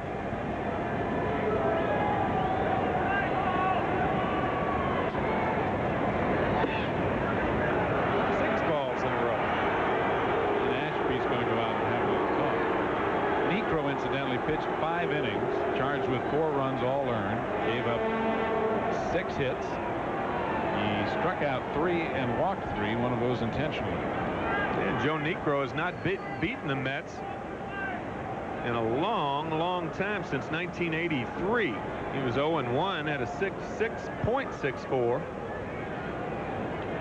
Let's do that again. A .64 ERA against the Mets last year. So he has pitched well, but has nothing to show for it. 3-0. The natives are getting a little restless here in the Dome place. Control has not been a problem for Frank. Struck out 65 last year. Why would you throw over there 3-0? He's not going anywhere. He walked only 36 in 75 innings. And he walks his 2nd in a row. 8 straight balls thrown by Frank DePino.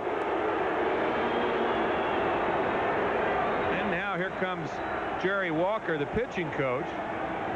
Alan Ashby out there. Not a lot you can tell a pitcher in a situation like this. It appears, and I, of course, wasn't a pitcher, but saw the results of a lot of pitches as Bill Dawley goes down there.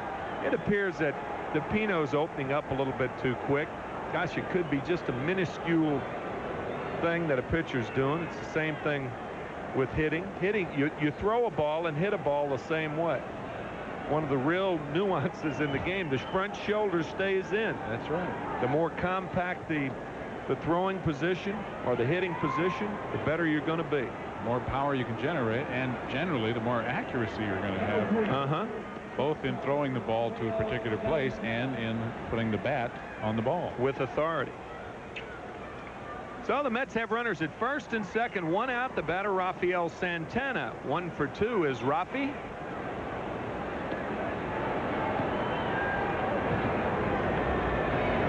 This one almost hits him and gets by Ashby. 9 straight balls by Frank DiPino.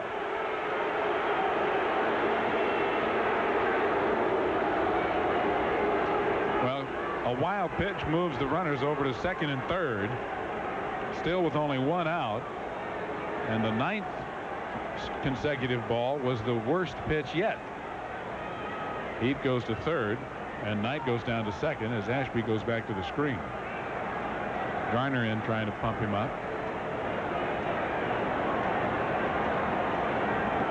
So now the infield will be in. Dwight Gooden on deck. I'm a little surprised they're pitching to Santana now. Tap toward third. Garner will come home, and Danny Heap's a dead duck. So the strategy worked right there. I guess the reason they pitched to him, they couldn't be sure DiPino would throw strikes. Pounds it right down in front of the ground. Garner has to go up in the air, but still has plenty of time to throw out Heap. And that's a good play. Send the guy from third regardless in this situation. Ahead in the ball game. Only 1 out. Got that right. Worst that can happen is you end up with first and third and 2 out. Which that's is the exactly case. what happened, right? But in the process, you take a chance on scoring a run. That's right. Ball might have been over Garner's head. He might have made a bad throw. All kinds of things. Dwight Gooden pops one up right side. Second baseman Bill Doran has it. So Frank DiPino dances through raindrops here in the Dome in the 6th inning. As the Mets go down, they did have a couple of walks, stranded a couple of guys, and after 5.5, they have the lead 4-2. Now here's a word from American Express. I have no idea. Some sci-fi writer, I guess. Okay. What is a trippet? Dwight Gooden. You put a hot pot on the tip. Dwight Gooden has been terrific since he's come up here. Trippet. Phil Garner takes a fastball high. You telling me that's the word terrific in Memphis? That's right. Triffid, man. That's terrific. Swing and a miss. 1-1 to Garner, who's perfect on the evening. He has walked and singled. Phil batting .269. Speaking of Tennessee, he's an Eastern Tennessee product. Went to the University of Tennessee. 2-1 to Phil. You know, I've known Phil for about 10, 11 years, and he shaved that mustache off. I was talking to him in the palatial Houston clubhouse before the ball game about why he did it. Ground ball, second base. Wally Backman sucks it up and throws him out. 1 out. He says he grew the mustache when he was young to make himself look older. Now that he's older, he shaved it off so he'll look young again. That's great. I like that. Oh, nice going. But he does still have kind of a baby face without that mustache. I think that's generally the thing. Teenagers want to look older, and olders want to look younger. They don't want to look like teenagers and can't. No. We can't, I might add. Alan Ashby, who singled his last time up. Single to center. He's also flied to center. 0-1 to Alan Ashby. 4-2. New York leads. And Alan Ashby took advantage of Ray Knight playing straightaway shortstop then. They have almost got a shift on against Ashby. They do. Well, yeah, except that Santana really isn't over to the bag. They're playing him to pull. There's no doubt about it. Knight is playing a shallow shortstop. And Ashby appropriately taking advantage of that. If he puts it down anywhere near third base, it's a base hit, even though Ashby can't run. That's the thing to do, though. If they're going to give it to you, take it. Take what they give you. 0-2. Cut fastball is high. 1-2 to Alan Ashby. Gooden has struck out only 1. And he has walked a couple, given up 6 hits. Grounded toward first, a high chopper for Hernandez, 2 out. To even further illustrate how different a game this is for Gooden, there have been a preponderance of ground ball outs, and usually when he pitches, that is not the case. Usually there are a lot of fly balls to the outfield and pop outs to the infielders. But he's gotten a lot of guys out, more so than usual, on the ground in this game. To illustrate your point even further, 5 of the 6 hits have been on the ground. The only ball in the air, the double by Walling to left field. Here's Craig Reynolds. There's a fly ball. George Foster over. Mookie waving off George. And for the first time since the first inning, the Astros go in order. And after 6 innings of play here at the Dome, 4-2 New York. We'll be right back right after this word from Delta. Oh, Mets leading 4-2, top of the order for the Mets, and back in to call it. Here's Ralph Kiner. Okay, Steve Zabriskie, and it's Wally Bachman to lead off. Wally turned around to the right-hand side with the left-hander DePino in the ballgame. Wally with a base hit in 2 official times up. Also a big run batted in on a sacrifice fly. And DePino throws a fastball, gets a strike. And that elicits some applause and cheers from the crowd in response to his first inning of relief work when he didn't throw too many strikes. Ground ball to the shortstop, Craig Reynolds. The overhand throw will get him. And Bachman is out. Wally has not had a base hit batting right-handed this year. That was his 7th at bat, and it brings up Mookie Wilson, who also swings over to the right-hand side.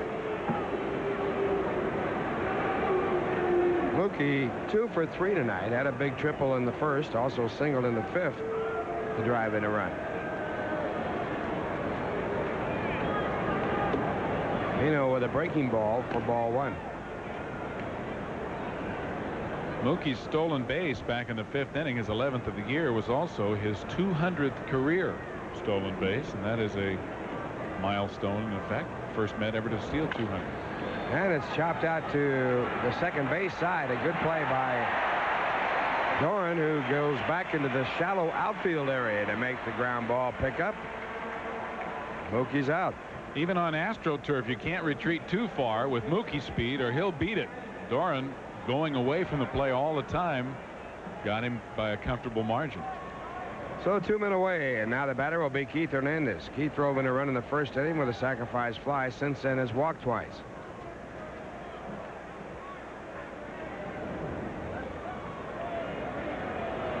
Keith brought a 4-game hitting streak into this game, and the breaking ball is missed.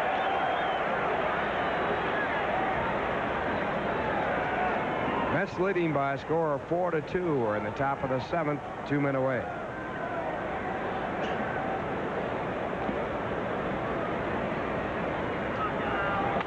And a slice base hit to left field for Keith Hernandez. That extends his hitting streak, and the Mets have a runner on with 2 men away. Here's what's happening in the rest of the National League. Pittsburgh beat San Francisco 3-2 today. Cincinnati has defeated Montreal 2-1 to give the Mets a little help. In the 8th inning, Philadelphia leading Atlanta 2-0. The Braves have yet to score. Later it'll be St. Louis at San Diego and Chicago at Los Angeles. And now the batter is Gary Carter. Mets started their action 2 games up in Montreal. So if they can win here tonight, they'll increase their lead to 3. Carter looks for ball 1. Gary struck out twice against Joe Niekro, both times on knuckleballs, also flied to center field.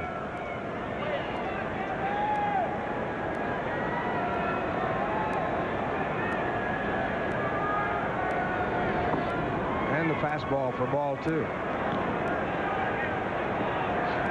Pino relief of Joe Niekro. Working his 2nd inning, he has given up 1 base hit. Came in with a record of 1 win, 4 losses, and 4 saves. Very high ERA of 5.51. Of course, you can toss the ERA out on relief pitchers. Most of the runs they allow go on somebody else's record. And the fastball high for ball 3. Whether their ERA is high or low, right, Ralph? Also, this early in the year, relief pitchers really haven't put in enough innings, although they may have a lot of appearances, to really have that be an accurate figure inning. 3-0 pitch. Carter was hitting away, but he takes for ball 4. Third walk given up by DePino. It moves Hernandez down to scoring position. And now with runners at first and second base, the batter will be George Foster.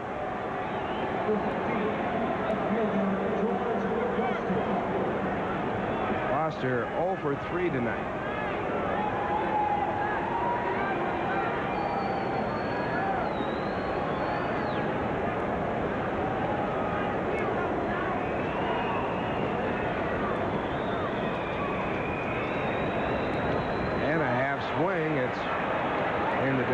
Tipped, and the count strike 1. George almost had a base hit his last time up, and he shattered his bat, hit a little looper in the center field, but Kevin Bass made a good running catch on it.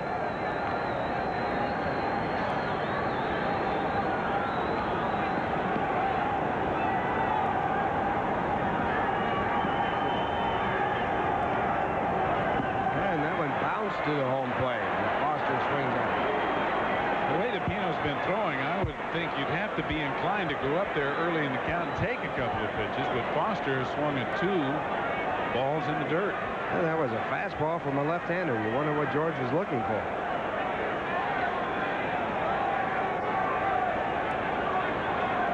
So Foster deep in the hole with a 2-strike count. And the curveball hit hard to short. Reynolds has it. The throw to Doran retires the side. No runs, 1 hit, a walk, and 2 men left on base. The score at the end of 6.5 innings. The Mets 4, Houston 2. Now here's a word from Nissan. Don't forget, fans, Cap Day is Sunday afternoon, May 19th, when the Mets take on the Giants at 1:35. But if you plan on attending that event, you better act quickly. This year, the Mets are cooperating along with Baby Ruth and Butterfinger, and they're giving all fans a very special cap. It's all white with Mets inscript across the crown. And the cap cannot be purchased at Shea or at any sporting goods store. Almost all reserve seating is sold out for the game next Sunday, and general admission tickets are on sale right now at Shea's advanced ticket window. That's white caps from the Mets and Baby Ruth and Butterfinger. Sunday afternoon, the Mets against the Giants at Shea. And Kevin Bass takes strike 1. Bass was a pinch hitter back in the 5th inning. Led off the inning with a single to center field and then stayed in the ballgame. Dwight Gooden on the mound for the Mets. The 1-strike pitch. Fastball foul back out of play. So Gooden waits now for 2 runs on 6 hits. He has struck out only 1, his first batter in the ballgame. And he has walked 2. 2-strike pitch. Misses with a fastball, 1-2.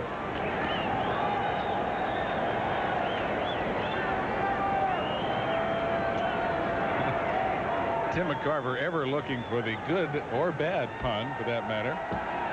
He comes up with, shall we throw a hook to Bass and see if he bites? And he has not thrown a hook. He threw him a straight line. And it's fouled back out of play. Or, you know, if a sinker baller was in there, you could try to get him with a sinker. It's a good thing Steve Trout's not here. That's all I got to say. And a line shot, diving catch by Santana. Outstanding play by Rafael Santana. Made even more difficult by the fact that Santana went to his backhand side. He had to dive to the right to make the play. Stayed with it, came up with it. Outstanding reaction and athletic ability.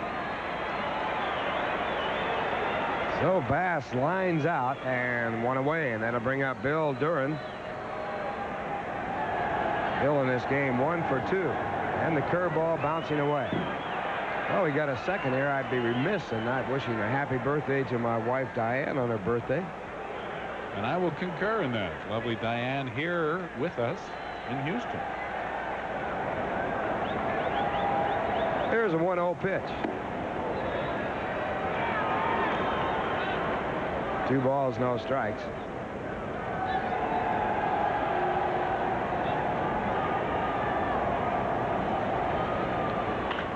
And a drive to right field, going back as deep. He can't get to it. One bounce off the wall, and a 2-base hit.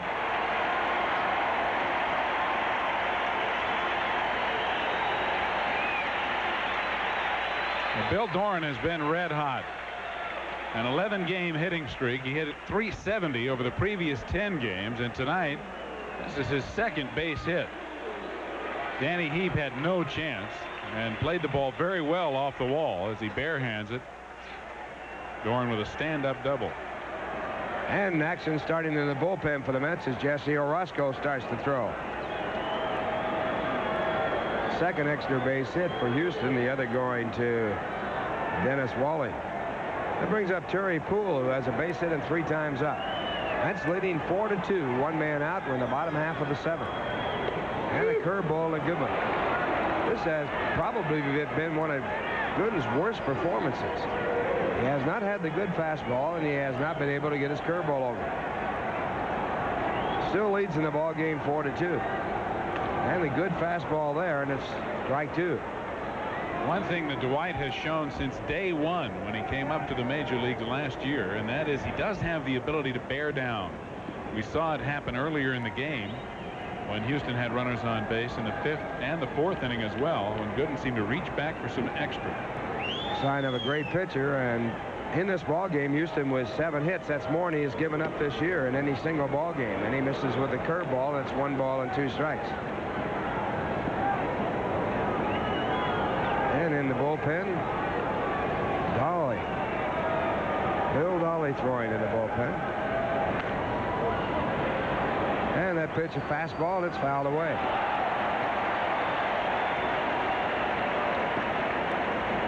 Poole was recently honored as Canada's #1 baseball product.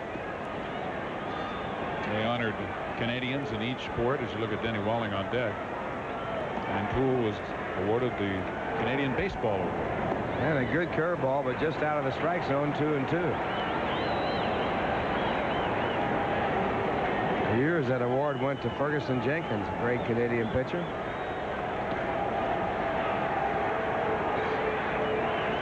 Runner at second base. And a fastball under the chin. It's 3-2. A little chin music one time. The high rider was inside, and boy, I'll tell you, you could, in that slow motion replay, you could see that ball go up. So Terry Poole with a full count at 3-2 after a close shave. Fastball hit into center field. Mookie deep in center, comes up on it, can't get to it.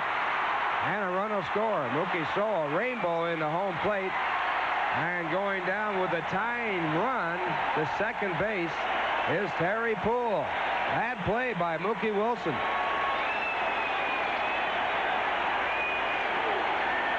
Mookie got a late break on this ball, and then I think he might have lost it. Because rarely does Mookie pull up on a ball. I don't think he knows where it is for a moment, and when he finally sees it, it's too late for him to make a play on the ball. But this is a mistake. You have got to throw the ball to the cutoff man in that situation. And Mookie threw that ball all the way to home plate. Carter came out a ways to cut it off. But you cannot let Poole go to second base as Doran chugs around and scores to make it a 4-3 Mets lead. But more importantly, the throw to home sent the tying run into scoring position as Poole is at second. And now Davey Johnson out to the mound, and it appears he's going to take Gooden out of the ball game. Throw home was a waste of time. Throw should have gone into second base. And here comes Jesse Orozco. Maybe Tim McCarver can look this up in his pitching book, but I don't know that Gooden has been removed this year during an inning.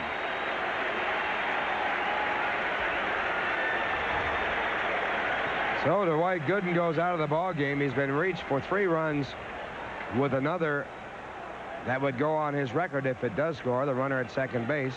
He has given up 8 hits. He struck out only 1, and he walked 2. Dwight goes 6 1/3. And that is his second briefest outing of the year. His shortest appearance was his first game opening day against the Cardinals when he pitched 6 innings, getting a no decision in the ball game, eventually won by the Mets in the 10th on Carter's home run. Since then, He has had no fewer than 7 innings in any one ball game, and this is the first time that he has had to have been taken out of a ball game during an inning. And I knew Tim would have that. Orozco making his 12th appearance. He has a record of 1 win, 1 loss. He also has picked up 4 saves. Here's what's happening in the American League today and tonight. Oakland just pounded the heck out of Milwaukee, 19-3. Looks like a football score.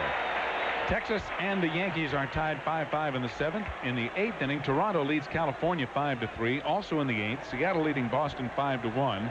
In the 7th, Kansas City out in front of Cleveland 2-1. In the 4th inning, it's Chicago leading the Orioles 1-0. And in the 5th, Minnesota leads Detroit 2-0. And the 1 strikeout total by Dwight Gooden in this ball game, the lowest he has ever had in his major league career. 3 times he struck out only 3 in a ball game, all 3 times against the St. Louis Cardinals. Last year he led Major League Baseball in strikeouts with 276. So Dwight out of the ball game as Orozco relieves him with a time run at second base, and the batter will be Dennis Walling. Now, Walling has been called back, and it's going to be Enos Cabell.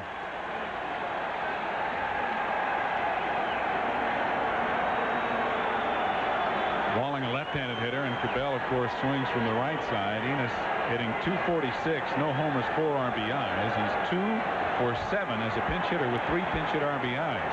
And that runner at second base represents a time run in the ball game. Mets leading 4-3. And Orozco starts off with a breaking ball and misses for ball 1. Jesse with an earned run average of 2.50. Ralph, 1 out, a left-handed pitcher on the mound, and Poole, who runs well, might be inclined to steal third base. And the breaking ball back, a called strike. Carter, the Met catcher, has thrown out 13 runners attempting to steal out of the 29 that have tried.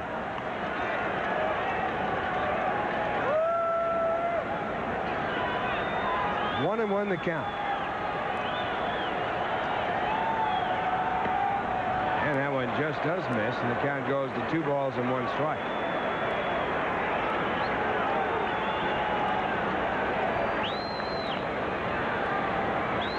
Mets led 2-0 in this ball game, then led 2-1, then they led 4-1. Now they have seen their lead dissipate to 4-3 with a potential time run at second. 1 man out, bottom half of the 7th inning.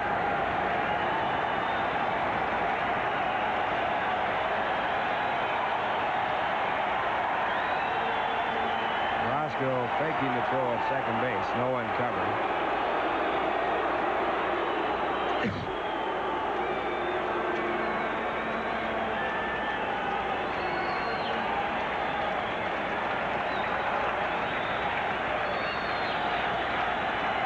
Now the 2-1 pitch, and a good breaking ball for strike 2. 2 balls and 2 strikes.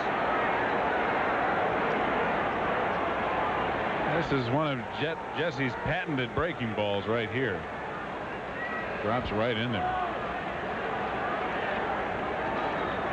So Jesse with a count at 2-2.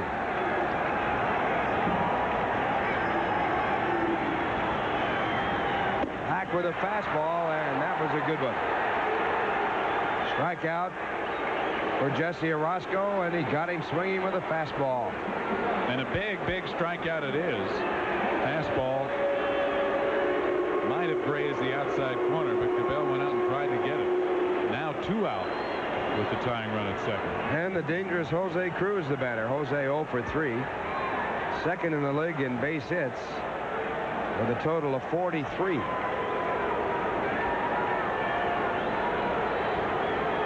Batting average of .333.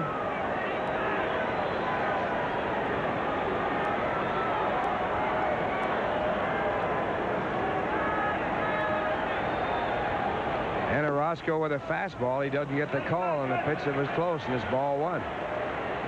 Hankovich is the on-deck batter.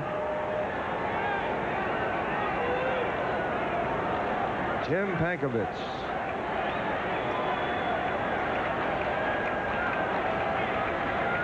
Harry Poole, the runner at second base, and now the curveball misses. The count 2 balls and no strikes.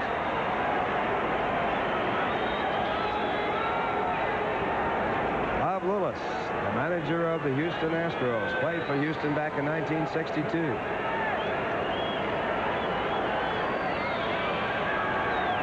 Good fastball. The count 2-1. Roscoe just challenges Jose Cruz. Jesse dropping down and just firing that ball. Strength against strength. 2 balls, 1 strike. Cruz, a lifetime .287 hitter. Good curveball, and the count now 2-2. Cruz leads the club in RBIs with his 20. Look at this pitch. Boy, some break on that ball. Not only going clear across the plate, breaking down in a way.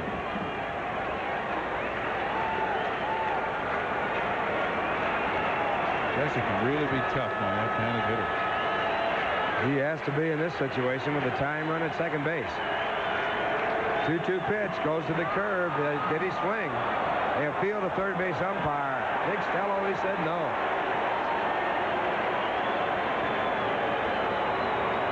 Well, you be the judge. Again, the big sweeping breaking ball. Boy, he did swing. I'd have punched him right out of there. Good break for Jose Cruz. Oh, those hands, those wrists got through. If I were an umpire, Ralph, I'd use the criterion that if you offer at the pitch in an attempt to hit it, you've swung it. Back with a curve. That'll do it. Jesse Orozco strikes out 2. And that ends the inning. 1 run on 2 hits, 1 left at second base, and the score at the end of 7. The Mets 4, Houston 3. Now here's a word from your Tri-State Chevrolet dealers. Mets leading by a score of 4-3 as they come up here in the top of the 8th inning. Mets 4 runs on 7 hits, no errors. The Astros 3 runs on 8 hits and no errors, and Danny Heap the batter. Danny with a home run, his first of the year, back in the 2nd. And in this game, he is 1 for 2 with a walk. And the first pitch is called strike.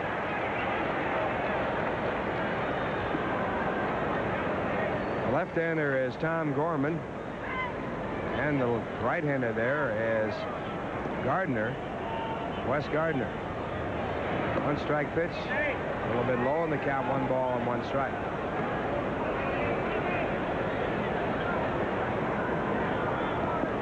With that home run tonight, Danny has now driven in 10 runs in the last 14 games in which he's played.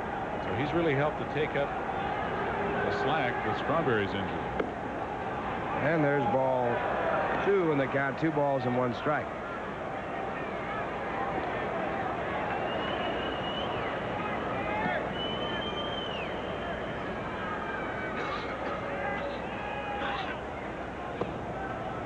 And ball 3, 3 balls and a strike.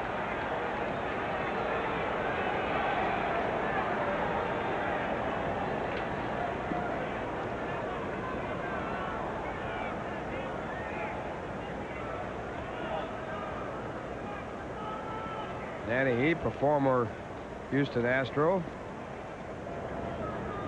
And he rips a fastball to right field for a base hit. So Heap, who got his 14th career home run in his first appearance, singles here in the 8th inning. The Mets have a run around with no one out. And the batter will be Ray Knight. Well, the Mets obviously would like a little insurance to take into the bottom of the 8th and 9th inning. And to get the leadoff batter on is a start in the right direction in that regard. Ray Knight batting for the 4th time, has singled and walked twice. So he's had a perfect night tonight.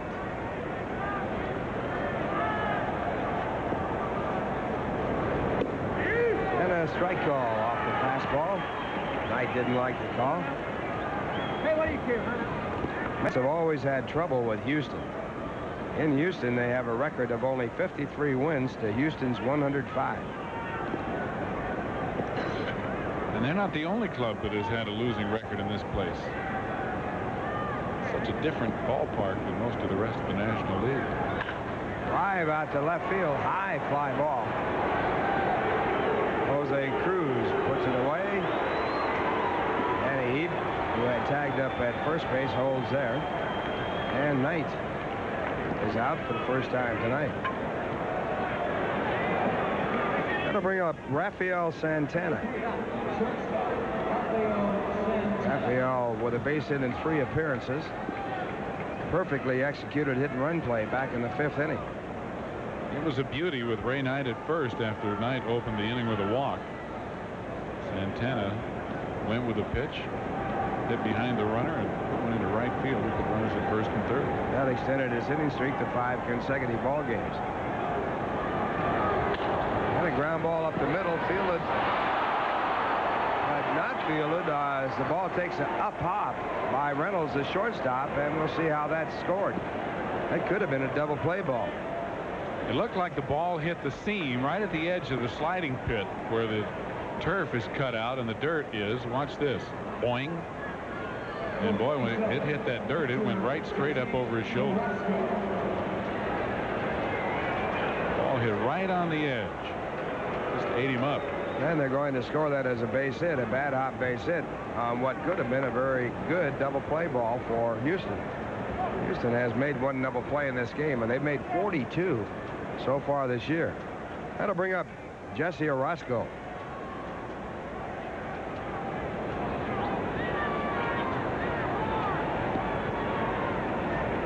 Runners at first and second. Houston looking for the sacrifice, 1 man away.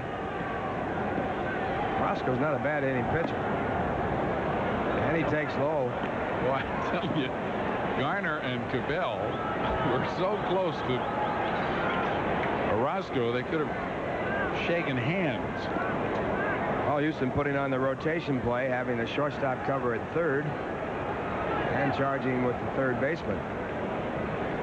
Orozco's a good enough hitter that they can switch over. This is only Jesse's second at-bat this season. Outfield also very shallow. Here come the corners, and he swings away, bounces up the middle, a base hit. Coming around is Heap. The throw to the plate is in time, and Heap is out. Danny Heap arguing he got into the plate before the tag, and here comes Davy Johnson.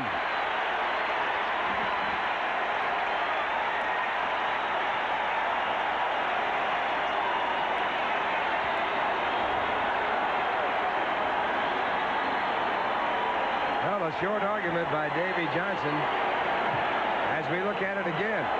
Jesse beats the drawn-in infield with a single up the middle, and initially the throw from center fielder Kevin Bass looked like it was going to be offline, but Ashby stayed right with it and got back in there very quickly.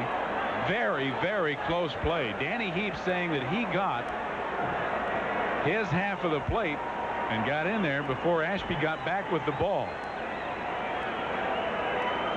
Here comes Danny, and you see him sliding to the outside, and boy, that's a close play.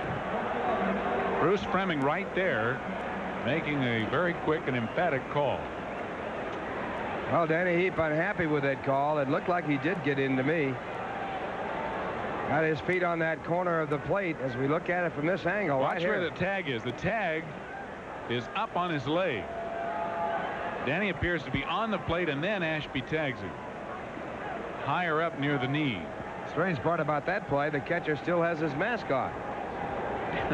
Can't believe that. So Heap is thrown out at home on the good throw and the call by home plate umpire Bruce Fremming. The good throw by Kevin Bass. On the play, Santana moved down to second base. And now the batter will be Calvin Chapman, who is batting for Wally Backman. And the first pitch is called strike. Chapman hitting only 156 on the year. No homers and 4 RBIs. 1 for 5 with an RBI as a pinch hitter. Runners at first and second base. The Mets leading 4-3 as they bat here in the top of the 8th inning. Big call at home plate. And a ball that puts the count at 1 ball and 1 strike.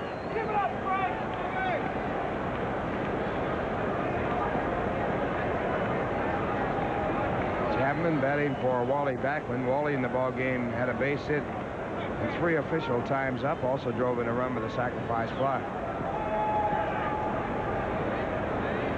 And it's low again. The count 2 balls and 1 strike.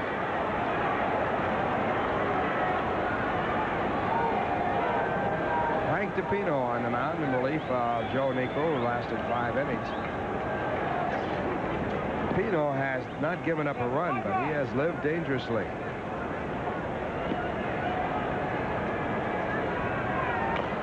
And Chapman pulls it foul, grounds it into the stands. The count 2-2. In the 6th inning, as you look at Santana going back to second base and Orozco on at first, DePino walked 2 but got out of that one. In the 7th, he gave up a base hit and a walk but got out of that one.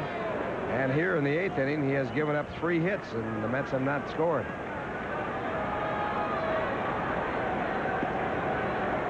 Two and 2 the count. Hit in the hole, a diving try by Garner. He can't make the play. Santana comes in and he scores. The Mets lead 5-3. Big pinch hit by Chapman, and the Mets pick up a good run. And a big run it is, Ralph, in a 1-run ball game to take that extra run into the last 2 innings with the home at bat. Well, I'll tell you, talk about a C&I base hit. That's just out of the reach. Cruz had an idea about making a throw to the plate, but he was a little bit off balance when he picked up the ball. Here we'll see it again, and boy, you'll really get an idea as to how he threaded the needle. Just by Garner, just by Reynolds. And what a big RBI for Chapman, his 5th RBI of the year. Make it his 4th. Nope, his 5th. So that is all for DePino. Goes out of the ball game with 1 run charged against his record. And the new pitcher in the ball game for the Houston Astros. It's Bill Dawley. I was going to say last year had a good record for the Astros, 11-4 with 5 saves. Off to a slow start this year, as is the case for many of the Houston relief pitchers. 0-2, a 4.74 ERA. His 12th appearance, he's picked up 1 save. He's worked 19 innings, allowing 10 earned runs, 3 homers, walked 12, and struck out 11. And Dolly will be working to Mookie Wilson as his first batter. Don King presents 3 action-packed bouts featuring the nation's top boxers. June 6th at 8 o'clock, it's D-Day Dynamite. I love these names they come up with for these boxing shows. D-Day Dynamite. The best fight night of the year right here on Channel 9, June 6th. D-Day. And that is Calhoun throwing in the bullpen. Jeff Calhoun for the Houston Astros. DePino went 2 2/3 innings. He's still responsible for the base runners, charged with 1 run on 4 hits. He did not strike out a batter. He walked 3 and threw a wild pitch.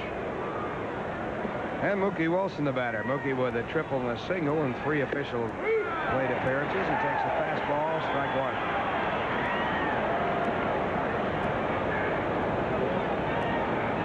Mookie with a solo base back in the 5th inning, now has 200 in his major league career.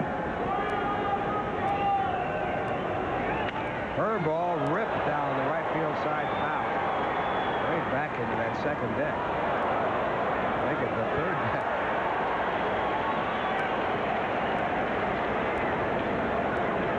Mookie's triple in the 1st inning set up the Mets run.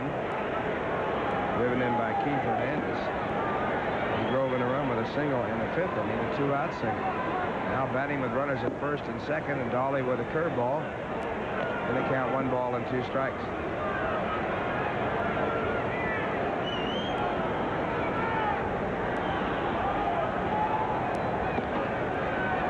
Mookie did not play against Houston when they played at Shea Stadium. Each team winning a ball game in a 2-game series. And Dolly misses with a fastball, and the count 2-2.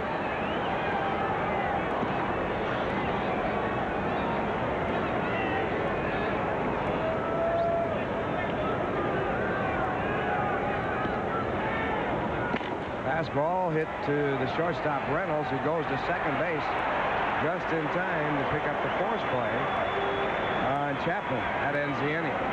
But the Mets pick up 1 run on 4 hits. As we look at the replay again, close at second. Chapman with good speed and, of course, hustling all the way, but he was up. And the Mets leave 2 men on base to score at the end of 7.5 innings. The Mets 5, Houston 3.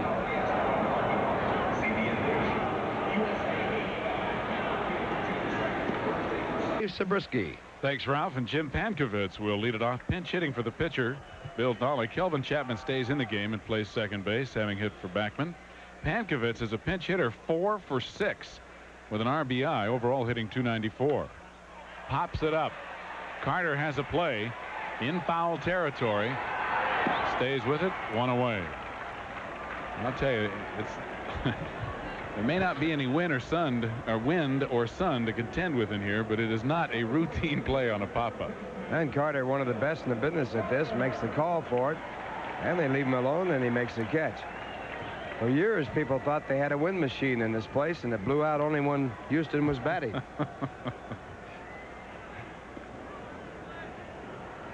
Here's Phil Garner. Scrap iron 1 for 2 plus a walk. Single to center back in the second. 1 out and nobody on. 5-3. New York leads it here in the bottom of the 8th inning. Orozco in relief of Dwight Gooden, who pitched 6 1/3 and left on the winning side of the ledger. Right in there. 1-1.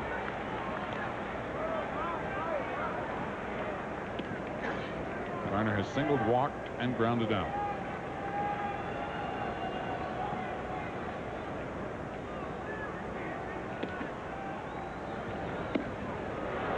Got fooled, and it's 1-2. Since he shaved off that mustache, we finally got a chance to see what he looks like. Well, that was some mustache, wasn't it? Had the handlebar job. He had that for 13 years. He wore that mustache. Dave Smith in the bullpen for the Astros will undoubtedly be the next pitcher. There's a new way to clean off home plate. That's so Bruce doesn't have to bend over, so he just kicks the dirt off.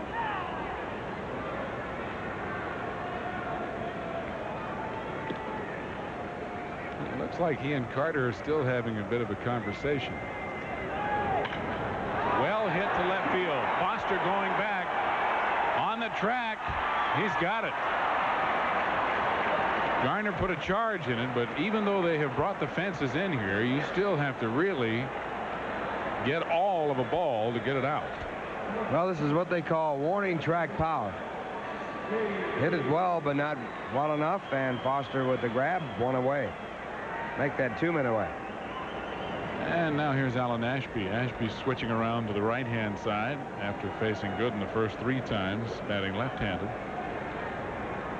Ashby 1 for 3 against Gooden. He had a single to center in the 4th inning. 2 out and nobody on here in the bottom of the 8th. A 5-3 New York lead. Jesse looking for save number 5. Foul back. Strike 1.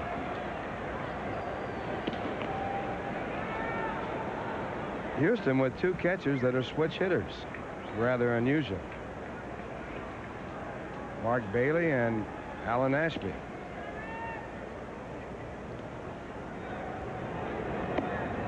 It's outside 1-1.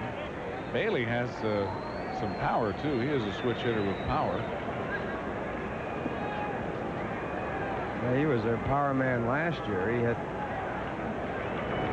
7 home runs. 7 of the Houston's 18 home runs here in the Astrodome.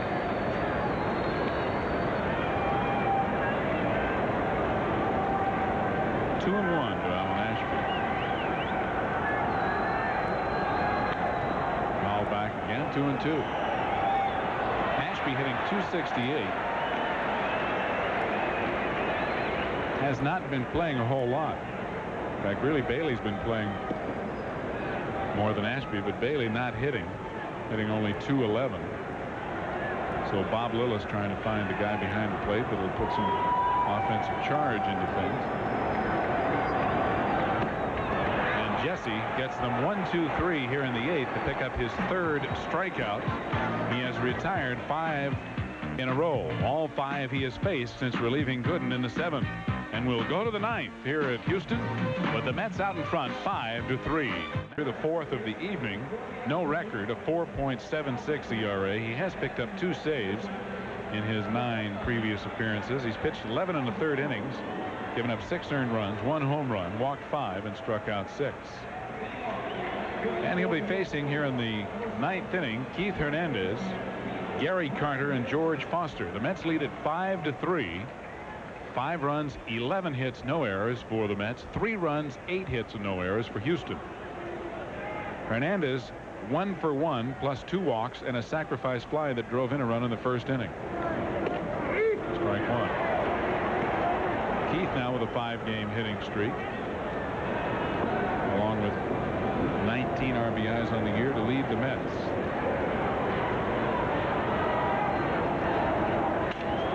Sounds like he broke his bat as he rolls one to Reynolds, and there's 1 out.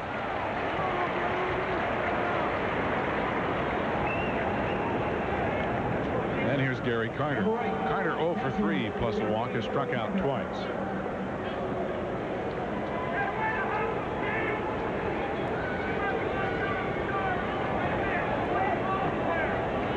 You were pointing out at the start of the broadcast that Roger McDowell had retired 14 consecutive batters. Well, the Mets are on a streak. 21 consecutive batters have been retired by the relief pitchers. That's outstanding. Strike 1 to Carter. Jesse in this ball game has retired 5. And there were 2 retired before in a previous ball game. Mets overall staff ERA coming into this ball game over the last 8 games 1.14. That'll go up a little bit with the 3 runs being scored by Houston, all earned. Wes Gardner had retired 2 in a row, and then the 14, and now 5. Pitching has been outstanding for New York. 1-1 to Carter. Did he hold up? No, says first base umpire Bob Davidson. So the appeal makes it 1 ball, 2 strikes, and Carter glares down at Davidson. Well, here's the one on Carter. He didn't break his wrist. To me, that's the answer to it. If your wrists go beyond the point of breaking, then you have made a swing at the ball. If you keep your wrists cocked and they don't break, no matter how far you go with the arms, it doesn't make any difference. Grounded foul, and it's still 1-2. There is really no standardization because different umpires appear, at least, to look at that play quite differently. That judgment call. There's Jesse on the bench with that left arm jacketed. Years ago, they did not appeal the play, and I liked it better in those days. Of course you did, as a hitter. I mean, the umpire behind home plate ought to be able to call it. Foul back. Carter looked like he hurt himself on that swing. Of course, he's already hurting just about everywhere he can. Take a look at the swing here of Gary Carter on. See him grimace. Looked like he pulled a leg muscle right there as he reaches into the hamstring area. Little hammy there. Catchers are more susceptible to that because of the fact that they squat so much during the game. Too high. And the count now 2-2. Carter's average down to 235, but he has been driving in the runs. 11 RBIs in the last 9 games. Ripped foul outside of third, still 2-2.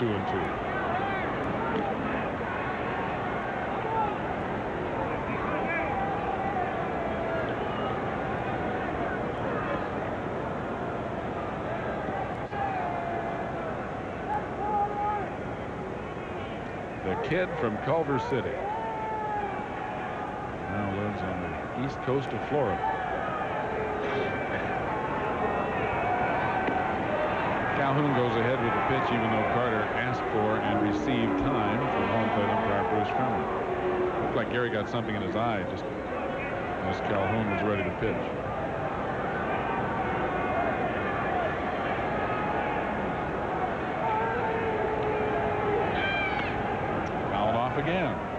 interesting call when he went ahead and delivered the pitch that was not a regular pitch.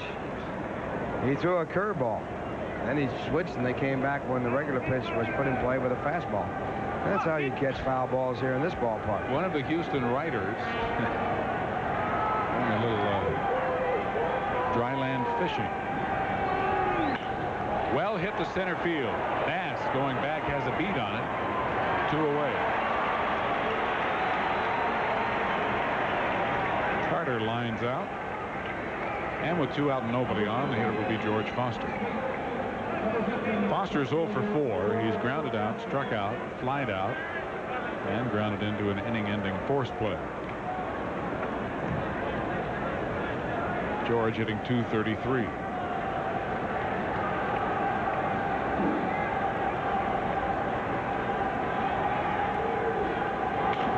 Ground ball to short. Scooped up by Reynolds, and an easy 1-2-3 inning for Calhoun in his relief appearance as he gets the Mets in order. And Jesse Orosco and the New York Mets will take a 2-run 5-3 lead into the bottom of the 9th here in Houston. After this, from your Tri-State Chevrolet dealer. Take on the Houston Astros tomorrow night at 8:30 right here on Channel 9. The best seat in the house. Right-handed hitting Dickie Thon will pinch hit for left-handed hitting shortstop Craig Reynolds here in the bottom of the 9th. 5-3 New York leading. Thon hitting only .218. No homers, 2 RBIs. He's 0 for 1 as a pinch hitter. And of course, back playing after that near disastrous accident here last year in the Dome when Mike Torres unleashed a fastball that rode in on Dickie and caught him right outside the left eye. It was in the 6th game of the season last year. Strike called, 1-1. Thon from Puerto Rico, looked upon before the accident as one of the real up-and-comers in baseball. Good fastball from Jesse, and it's 1-2. Orosco in relief of Gooden. White going 6 1/3. Jesse trying to nail down Gooden's 6th victory and pick up his 5th save. Just outside, 2-2. Dickie Thon was almost a New York Met. Joe McDonald had made a deal for Thon along with another ball player from the California Angels for Craig Swan. The other ball player was Willie Aikens. Kevin Bass, the on-deck hitter, hitting in the number 9 spot. He'll be followed by Bill Doran. And this is G. Rollet, who owned the ball club. Nixed the deal the next day. Foul out of play, and it's still 3-2. Well, the Astros were glad they got him from California. And he may yet return to the form that he was showing prior to that accident. Talked to him before the game. He said he feels fine. He's seeing perfectly. He doesn't really have any problem. Didn't see that pitch. And Jesse has struck out 4 in 3 innings of work. He gets him with a fastball that might have been high. Borderline pitch, and Thon struck out. Jesse now has retired 6 in a row. Actually, only 2 full innings of work so far for Jesse, as he pitched 2/3 in the 7th. Kevin Bass is 1 for 2. He singled to center and scored in the 5th, and then lined to short on a fine diving play by Rafael Santana in the 7th. Ball 1.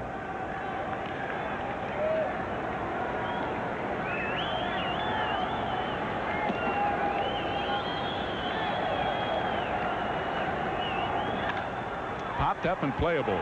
Kelvin Chapman drifting into short right field. Stay with it. Well, I'll tell you, it gets up in the grid here of the Astrodome, and it comes and goes in and out of your sight.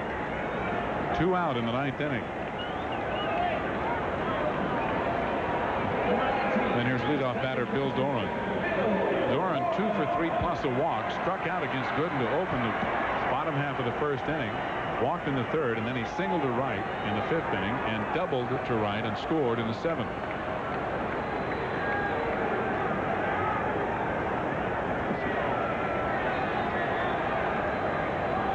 2 out, bottom of the ninth. The Mets lead it 5-3. Nobody on, and now Doran asks for time.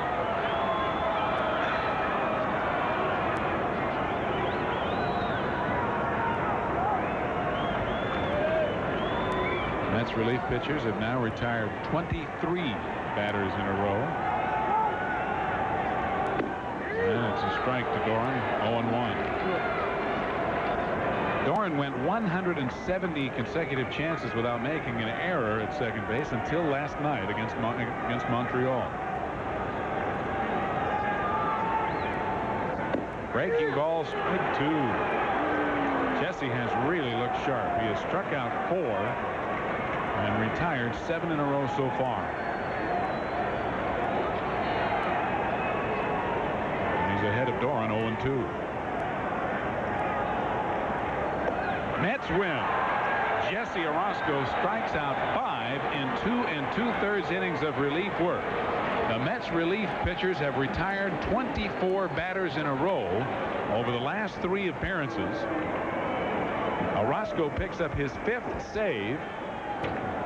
And Dwight Gooden is the winner. Now 6-1 on the year. Dwight going 6 1/3 innings. Jesse the final 2 2/3. Joe Niekro, the Houston starter, is the loser. He is now 2 4. And the Mets continue on a roll. And with the loss by Montreal tonight, they lead the Expos by 3 full games in the National League East. Ralph and I'll be back to wrap it up, and Timmy will have an interview, so stay with us here in the Astrodome, where the Mets have taken the first of this 2-game series 5-3. Now here's a word from Busch Beer.